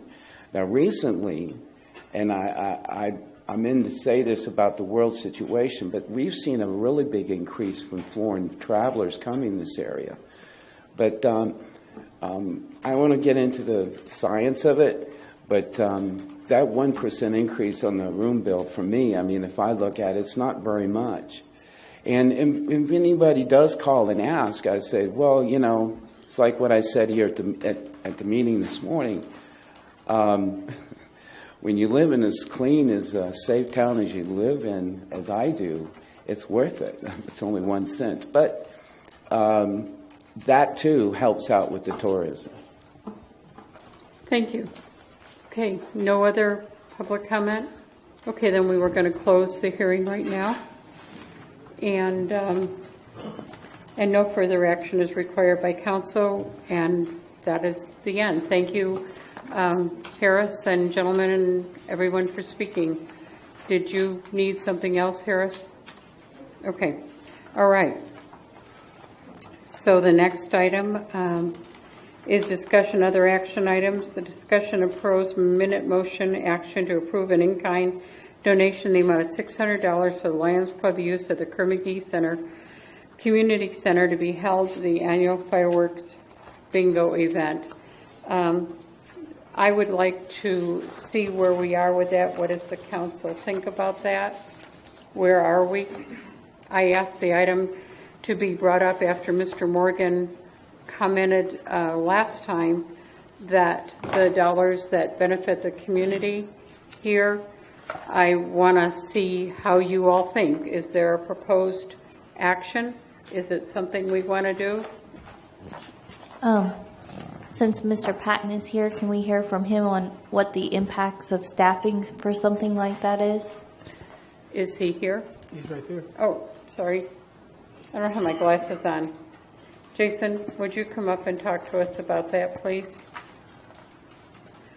The precedent has been set where we have not done that, but we made donations to it personally, and I would like to see what staff has to say.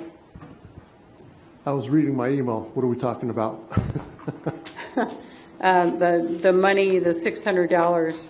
$660 from that we would have charged the Lions Club to use the Kerr-McGee Center for the fireworks, the raise money for the fireworks. Oh, for the bingo.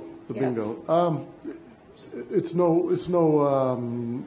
an additional burden on the staff just simply because they do that during our regular business hours. It's not something we have to have extra staff for at night. In the past they have, unless there's something that's changed. So it's our normal business hours. We would have our normal staffing there. You know, it's a big setup. You know, we have to do the setup and things like that, but it's not anything in addition to what we would normally do. So How many non-for-profits use the because once we start That's what I want to talk it's about. going to yeah. become every time because we did it for someone else because it benefited the city, that then they're going to want to start seeing this happen every single time. And so that's one of my concerns. But I know the fees actually just go straight into the general fund, so you don't really necessarily get those back per se. But That's all true, yeah. It's, there's several, I don't know a number of how many nonprofits use it here, but there's quite a few. A lot of churches use it and things like that. But I think this is a little different. I've been to fireworks performances in other cities, and the cities pay for them. The Lions Club is basically doing us a service. They're providing the fireworks for the whole community. Like I said, I've been in 3 or 4 other communities, fireworks displays, and they were all put on by the city. The city spent the money for fireworks, and fireworks are not cheap. Yeah, I personally think it would be appropriate for the city to partner with something like that. They're performing a service for the community. Now, I agree, other nonprofits are performing a service, but they're not usually performing a service that most cities provide. Okay. I think that's well, and it's a service that just about anybody in town can enjoy, of all ages and all everything, and it is expensive. And I don't know. I'm hearing what you're saying, Lindsay, but in the same token, not everybody's going to ask for something that's going to have a definitive benefit for the entire town like that. To me, it's little enough to ask as long as it doesn't get out of hand, and we can deal with other things if they come up. I'm all right with it. Can I just add something? $660 would probably buy about 7 rockets. Yeah, right. Yeah, maybe one. Yeah. One big one. Yeah, one big one. Is there any other council comment? All right, public comment. My name is Kenneth Etcheberry. I am the president of the Lions Club. It's just in the past, we've been doing this fundraising for over 20 years. Just to let the council know, it is becoming more and more difficult to raise the funds. It's becoming more expensive, especially with our fire marshals and stuff. Our bill for the fire marshal has gone from $500 or $600 to almost $2,000 just to have run that. And the Lions are at the point where we have to very seriously consider whether we continue to do this anymore. Because it is a manpower intensive thing. The bingo is one of our largest fundraising activities for it. It raises close to 1/3 of the funds that we use for the fireworks. So any help that we get related to that is appreciated. We've never asked for it before. This is something new because we're having a harder time raising the funds. And it's not something that we as an organization want to see drop. Yeah. Sir, I've been amazed for years in looking at the beautiful show that y'all put on, and it's lovely, and I've wondered for years how you do it. So I thank you for the outstanding work that you do for the community. Dave Matthews again. I have a question for Jason. The Knights of Columbus are also involved with that bingo because they use our equipment. But do they not also, some of the members of both organizations help some of the setup? I thought they did. I don't know. We always handle our own setup as far as the facility is concerned for liability reasons, but you guys set up your own equipment as far as the bingo equipment is concerned. Right. The bingo equipment, we do a lot of setup as far as the building goes. We use the kitchen. All that stuff is all cleaned up as required by the staff, and that is done by the Lions and the Knights of Columbus. The Knights of Columbus hold the bingo license, and they provide the equipment, although they don't provide the equipment. We rent the equipment, okay? So It's part of the cost for it. They do provide the license and the staffing as well as the Lions do. Okay, thank you. Yeah, Mr. Neal. I've got a suggestion on this, and just as matter of record, I'm going to take a slight divergence from the usual Mike Neal approach about government, and I'm going to say that I do support this. Most everybody in town enjoys this. It's, I mean, people that don't go to the event, they all park out in, convenient spots where they can watch and see it. And, the actual cost to the city is probably less than half of this fee, is it not, Jason? I guess it depends on how you look at it. We wouldn't be bringing on extra staff to do the setup and manage. Setup and stuff. Yeah. Okay. Well, I mean, so it's not really much, and I would suggest he's probably going to come up next year, year after. So sometime between now and July the 4th, just while it's on the top of your minds, I just suggest you just pass some form of resolution or something. You basically say, for this event, these groups get to use the Kerr-McGee for free. You don't have to have this discussion again. And it's just said and done. I know these guys. They will. They're going to make it as easy and pain-free and effortless as possible for the staff. They probably take care of almost everything. So they just need the room. It probably is going to. Am I right? Is going to possibly increase what you may be able to do in this event. Well, we're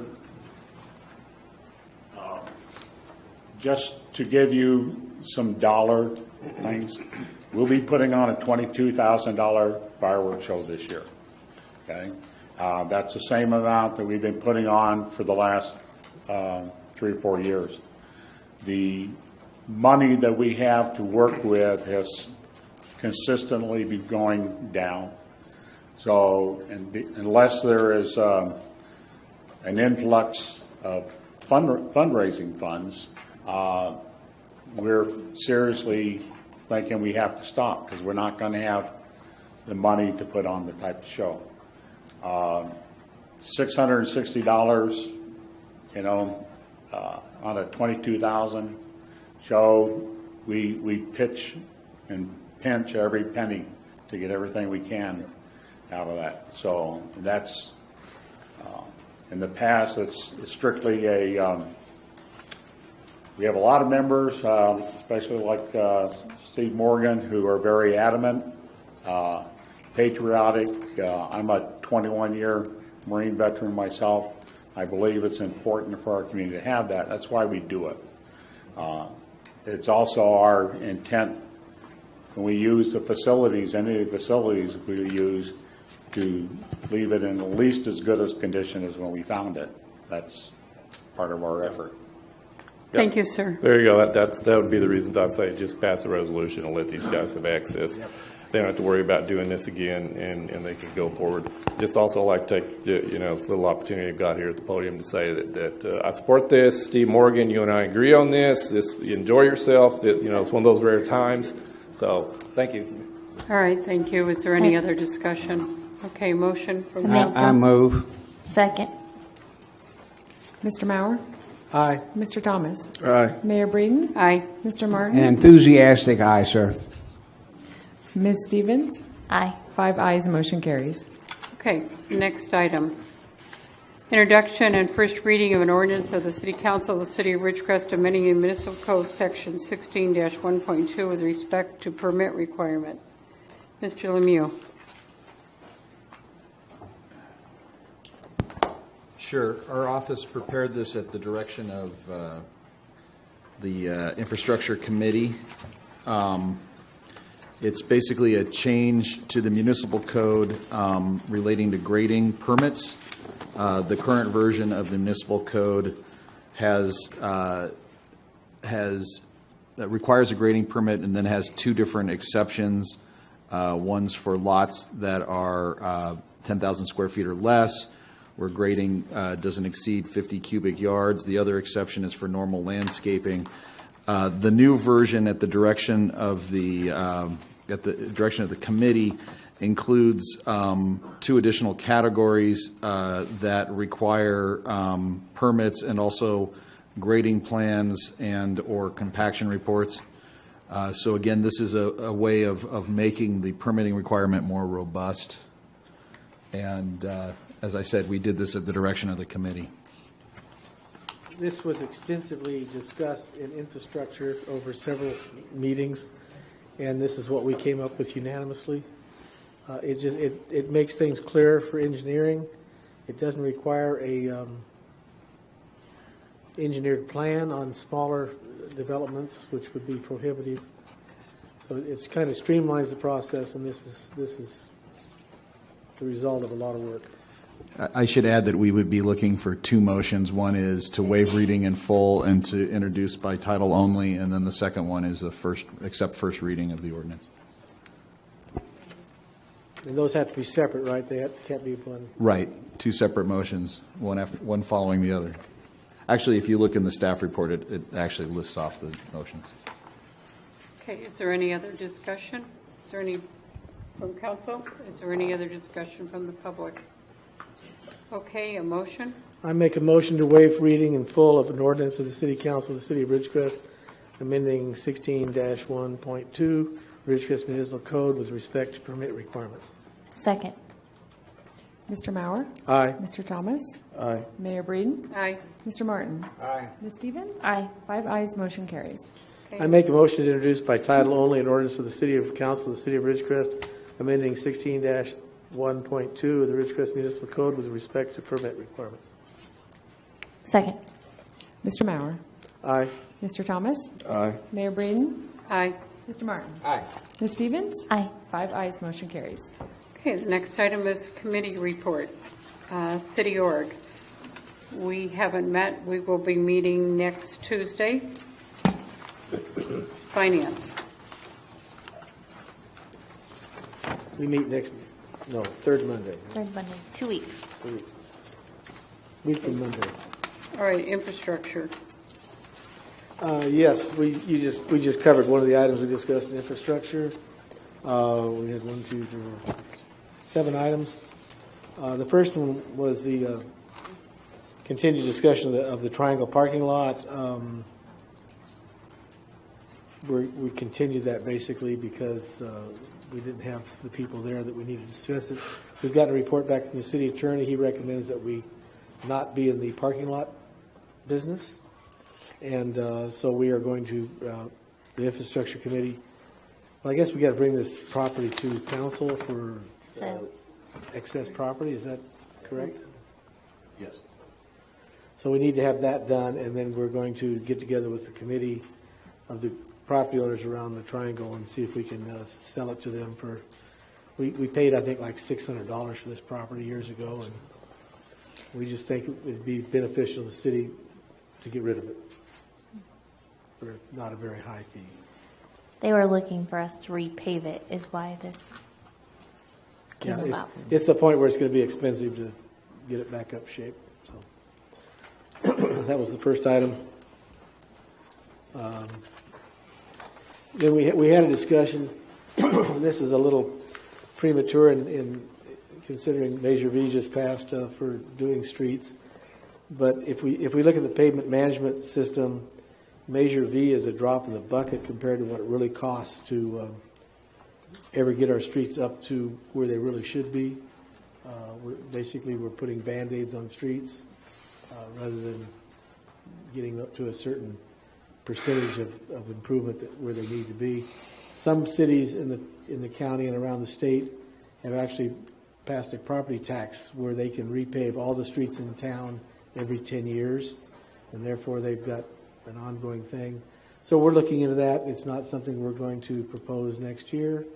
That I obviously would have to go to the vote of the people, and I don't think we want both property tax and Measure V both going at the same time.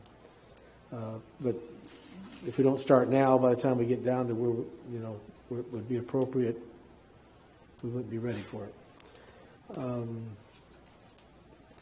The next item was the item we just passed. Then we discussed possibly having an in-house building inspector. We got some pros and cons on that. The committee wanted more definitive prices as to what we'd save from giving it to the county and what it would cost us to actually have it in-house. There's some advantages of having it in-house. There's some disadvantages of it. So we're further discussion on that is coming up the next meeting. We discussed the Murray Middle School improvements on Drummond. We had talked about this when the Murray School item was first getting started.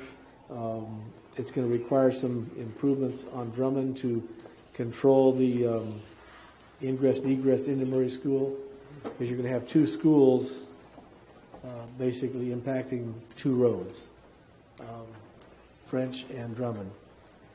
And I think they're going to kind of offset a little bit the starting. I know as a parent of a Burroughs student, we got notified that the school is going to start 10 minutes later and end 10 minutes later at Burroughs next year. So I assume that's one of the adjustments they're making. But we cannot allow eastbound traffic on Drummond to make left turns into the new Murray School, nor can we allow the traffic coming out of the parking lot to make left turns going east onto Drummond, because, well, we saw how that worked on Down Street for the charter school. And so, unfortunately, no one has any money, the school district or us. So we're going to have those ugly barriers, I guess, is what the school district has proposed, which I hate. It would be better if we had a center divider, but no one's got the money right now to do the center divider. And we saw the plans for that at our meeting. We discussed the possibility of, the last meeting, if you recall, we voted to have Public Works helping Parks Department in putting out the ball fields improvements into and we discussed that a little bit. Public Works and Engineering gave us a list of the projects they're involved in right now.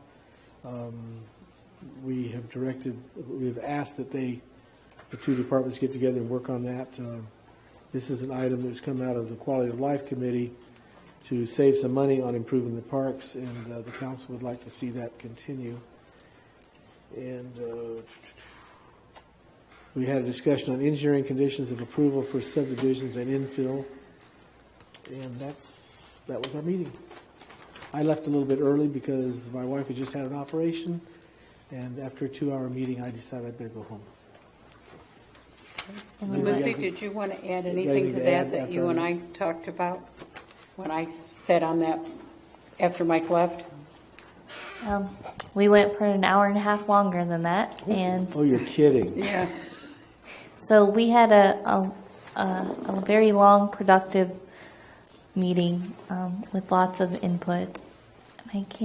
We also had discussions of reviewing what we can do for making development, not at the sacrifice of the city, but just making ourselves a little bit more development friendly, reviewing some of the master plans and the requirements in there, and just making sure that we're not asking too much of the developers and kind of trying to strike a better balance. So we had a lot of discussion about that. Thank you. All right, Parks and Rec and Quality of Life Committee. We had a meeting yesterday. We worked on finalizing the purchase order for the Pearson Upjohn that was approved last time. We're calculating how many benches and trash cans and that sort of stuff we need, as well as we're still working on trying to get a sponsor for some of the fitness equipment that we would like to see at Pearson Park. And we got some additional info on the splash pad, as Mr. Matthews talked about. I like the idea of penny pad, so we will look at that. We also looked at other improvements that can be done to the parks around town so that we can make sure we're taking care of what we have. And we started discussing hosting indoor playground times at Kerr-McGee, and we're going to work more on that, especially since this summer we are without our pool. So. Okay. The Youth Advisory Council. We meet on this coming up Wednesday, Madam Mayor. Okay. The Action Committee. It's Biannually, we won't meet till September. Okay, the RACVB and Visitors Bureau. Yes, I can report on that. The very active meeting this morning talked about numerous. It's a very proactive group. Getting up a new billboard on 395. It's in the process right now. Doug was excited about. We're bringing back the B-29 World War II restored Warbird Super Fortress, coming back for a visit in 2018. The Film in California conference is held at CBS Studios in Studio City. The RACVB is going to have a 10x10 booth and introduce a new filming display for Ridgecrest. And the BLM is premiering its 10x10 booth, promoting filming right next to them. So they're going to have 2 or 3 booths all together. That's fantastic. It's exciting. June the 3rd, they're doing the America's premier international travel show, the IPV International Powwow, to be held in D.C., and they've got about 6 people going to that show, and I thought that was neat. We had an interesting presentation by Mr. O'Neill, which was kind of summarized tonight concerning the Aquatic Center. They were asking for a minor contribution to that, which they're exploring to help with their feasibility study. It's an exciting thing, what they're proposing across the board. And again, I reiterated my personal support for that. I think that can be a beacon for this community in so many different ways. And they talked about where it might be located and what they're exploring, and so it was very positive. At this DCIPW annual show, big show, 5 people in the town, like I mentioned. They did a report on the 2017 versus 2016 total income coming in, and without getting into all the charts, there's not a huge difference. So that's stable and steady as she goes. Ramon always has some fun things. That we have a nice ad in the Location 2017, which is a gorgeous 100-something page thick paper coffee table marketing magazine for locations that's sent out to all industry folks. And Ramon also has us in the international locale. The magazine they passed around is beautiful. And so anyway, it was a good meeting, Doug. Thank you. Okay. The next one is the Economic Development Committee. We have a meeting coming up next Wednesday at 5 p.m. I'd like to invite all of you to attend. Only 2 of us will be able to speak, but you can be there to learn. We have 2 companies coming to present to us, Cosmot and Buxton Analytics. And we're going to hear from them on what they could be doing to help us get more economic development here. So it should be a good meeting. So. Okay, other committee You reports? understand that it's hard for Peggy and I sit there and not say anything. We'll give you a piece of tape. Piece of tape. It is very hard. We Gorilla do that. tape. We do it. Okay, other committee, boards, and commissions. I've got. Go ahead. My turn? Okay. I've got 2 to report on. KernCog, went to the KernCog meeting last month. It was pretty routine. However, they had an interesting presentation. At the beginning of KernCog actually starts at 6:30, but at 6 o'clock they have a presentation. And this last presentation was a very interesting concept. I remember a few years ago our daughter was down in San Diego, and they set up a program where you could basically rent a smart car. Smart cars are parked around town, and you could go get one and drive it from point A to point B and leave it and then go on to the next. Well, this company is doing that with bicycles. And they'll come into a community and set bicycles up, and then you can go on your smartphone and reserve a bicycle and go. And it's like, I can't remember what they said. It's just a couple dollars. It's just a few dollars per 30 minutes to rent a bicycle, and so you ride a bicycle from point A to point B and leave it there. It locks. It's got a lock and everything on it. I don't know how successful that would be. We have a lot of bikers in this community, but I think they all own their bikes, so I'm not sure. They're talking with San Francisco right now. I would hate to ride a bike up and down in San Francisco. But anyway, that's my report on KernCog. A few of us had the opportunity to attend a lunch today, a civil military engagement luncheon with Captain Dale. It was a very informative meeting. He went over all the projects that are going on base. I'm not going to steal you guys' thunder, but I guess I am since I was the first to speak. Very interesting presentation. And of course, one of the things was the evaluation of the air show. And they have already put in for an air show, I think it was in 2021, to try to get the Blue Angels have to be scheduled like 2 and 3 years in advance. And if you do it every year, it kind of wears out anyway. So anyway, they put in to try to do this air show again in 2021. And they've got a lot of projects going on out on base. One thing they were concerned about is with the people they're hiring is housing in Ridgecrest is getting very tight. So they were really interested in the apartment complex that was at the Planning Commission meeting this last week on Downs and Bowman. So they would really like to see, I guess, more development for housing because a lot of the people that are coming to work on the base can't afford the houses up in College Heights and places like that. So a bunch of them are going to need apartments, and there's not a lot of apartments available right now. And we had 2 other people there, so they might want to report further on that. So I'll pass it on. Did either one of you want to report on that? No, it was a great meeting. I wanted to thank Captain Dale and the folks on base because the captain seems to be everywhere helping everything with a great attitude, and he's just I'm very appreciative of those efforts. One other thing we talked about, since I brought it up, I might as well report on it, is base passes. Because I'm concerned that our employees that work at the sewer plant have to get a new base pass every 6 months, where it used to be a year. That's been mandated by Washington because they're finding out if they give a base pass today, technically you probably wouldn't do that, but tomorrow you might go rob a bank, and then there's a warrant out for your arrest, and you're coming on base. And so they've actually stopped a few people coming on base because they've done something that red flagged them. It may not be maybe an unpaid speeding ticket or something like that.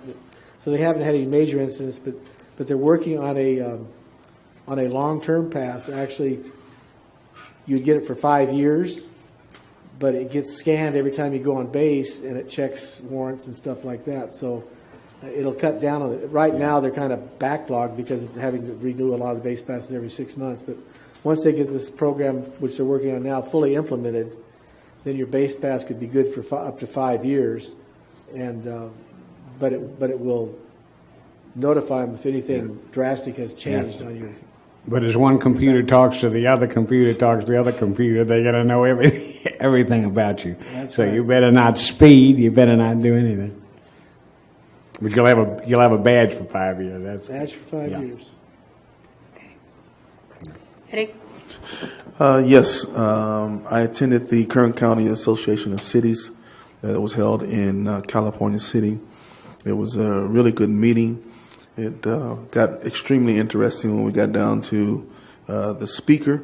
The speaker was California City Mayor, Miss Jennifer Woods, and they were talking about the impact of medical marijuana. Obviously, there were several questions that stemmed from that in reference to locations, in reference to the vetting process, and then the one that was really interesting was the one that talked about the funding of it, and they made mention that I thought was interesting was that the city of California was hoping, according to the numbers, that they would bring in $1.7 million by the year 2020, that they could use those funds that would go into funding their police and their fire department. And the other big thing was in reference to medical marijuana versus recreational marijuana. And the key was the medical marijuana because there was a lot of restrictions that are put on the people that farm it, that grow it, and how they distribute it to other counties that are looking for this medical marijuana. And one of the questions that came up from one of the city managers was, well, what would happen if we decided to just grow it and allow people to come in like at Venice Beach and say that they are the doctor in town and give them a little green card and they could just start growing it. And the police department that was there, the chief of police said, no, you can't do that because you basically give up a lot of your rights. Just like the government, they can come in at any time, look at your establishment, and they go through every 3 months checking to make sure that you are doing things according to all of the specifications that go along with it. So there's a vast difference from those that just want to do it to smoke it and those that say they have medical issues. So it appears that it's some kind of extreme financial benefit from it, from a medical standpoint, just recreational. Did she give you figures on what they think they're going to earn from medical marijuana? Yeah, 1.7. No. But they're saying 30 million in 10 Oh, years. yeah, 30 million, yes. It's a lot of money. I ride to Kerncog with her. We share a ride every month, and she's giving me some of those figures. They have been swamped with applications. It's apparently a real. They can't keep up business. with vetting them all, Yeah, right? yeah. Yeah, so it's So we may want to get some grants from Cal City down the road. They're going to have a lot of money. I don't think our chief would like that. I didn't say food marijuana. I said grants. Yeah, we'll just have them be our financial Yeah. staff.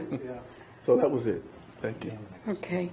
I want to report that I am going to set up 2 committees, ad hoc committees. One will be a wastewater treatment, and we're in discussion, and I've asked Mike to serve with me on that, and we will be meeting next week with the base. And I have also asked Wallace to work on researching hiring of a new city administrator, and I am going to work with him on that, and we're going to be meeting shortly.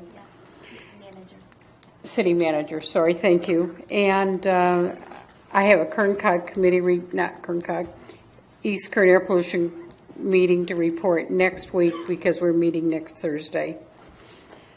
Okay, that's all I have. Did you have any other committee ones? Quick on League of Cities. We had a very good meeting at Yucca Valley. It was 2 assemblymen present, including Chad Mays from the 42nd District. 3 different people spoke about different issues where county and state would allocate money, the voters vote on it, and then what do you know, whoop, the officials at a later date pull from these pots of money to fund other things. And, everybody agrees this is a very serious issue, not only at a local, but a county and a state and a federal issue. When the voters vote to have money go for a certain thing, everybody seems to be in agreement.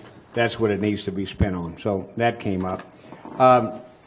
We had a special presentation by a very successful national developer, the president of National Core. And he did about a 30-minute slideshow that was, I'm trying to get a copy of it, and I think he's going to send it.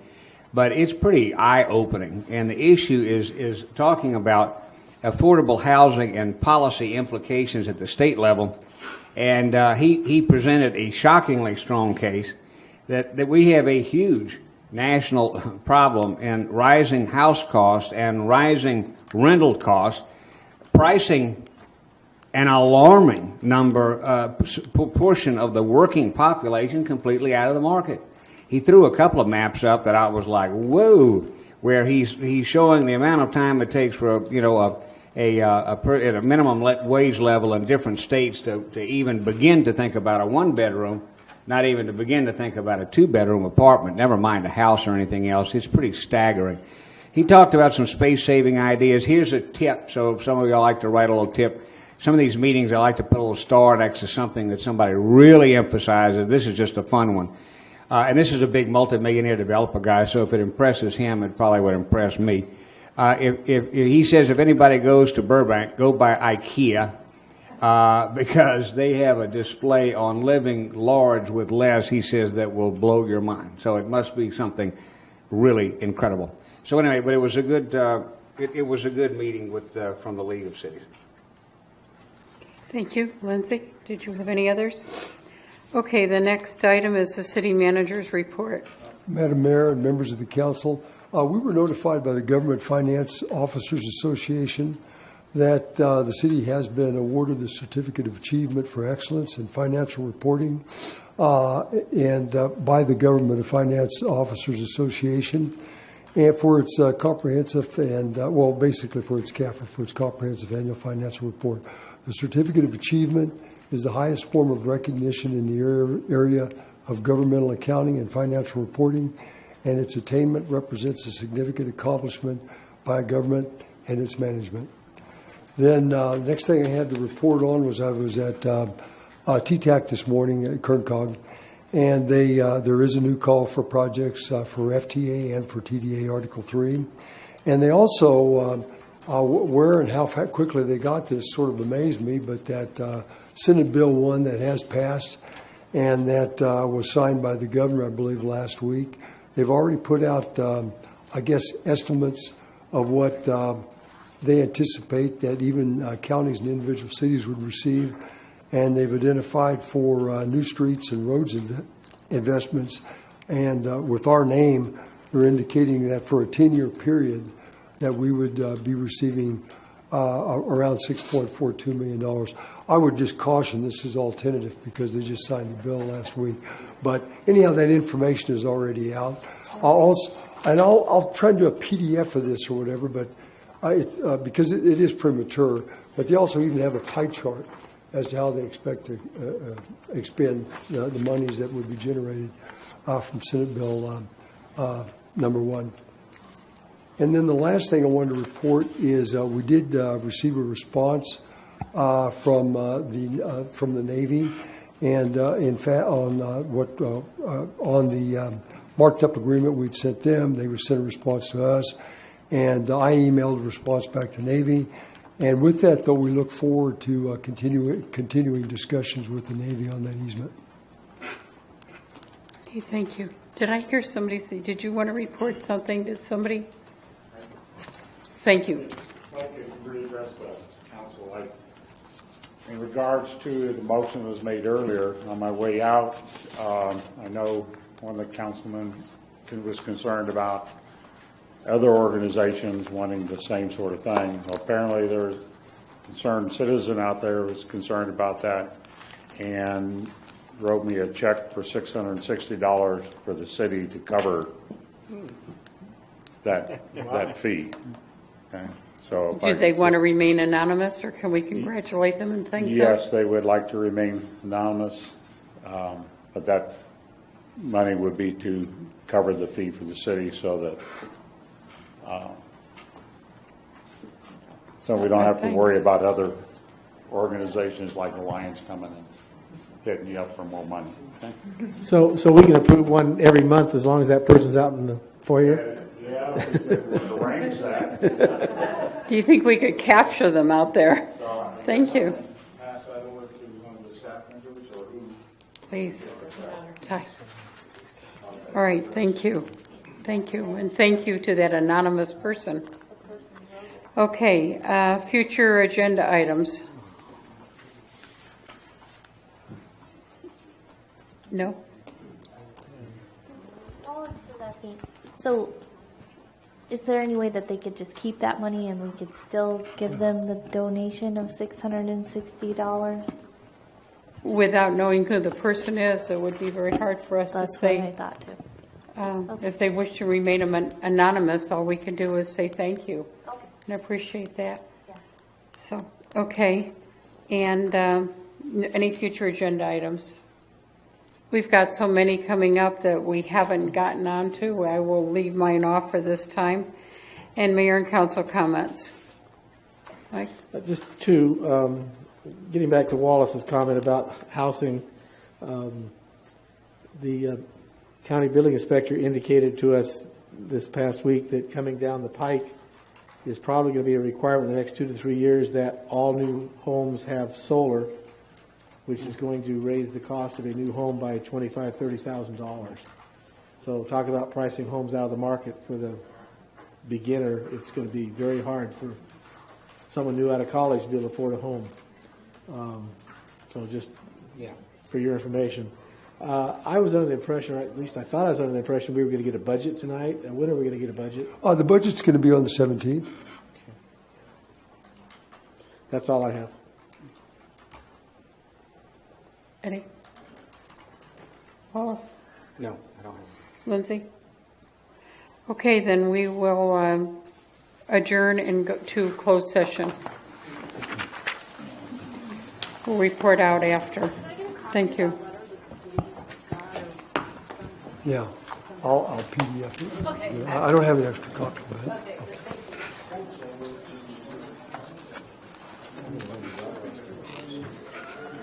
I got to go too.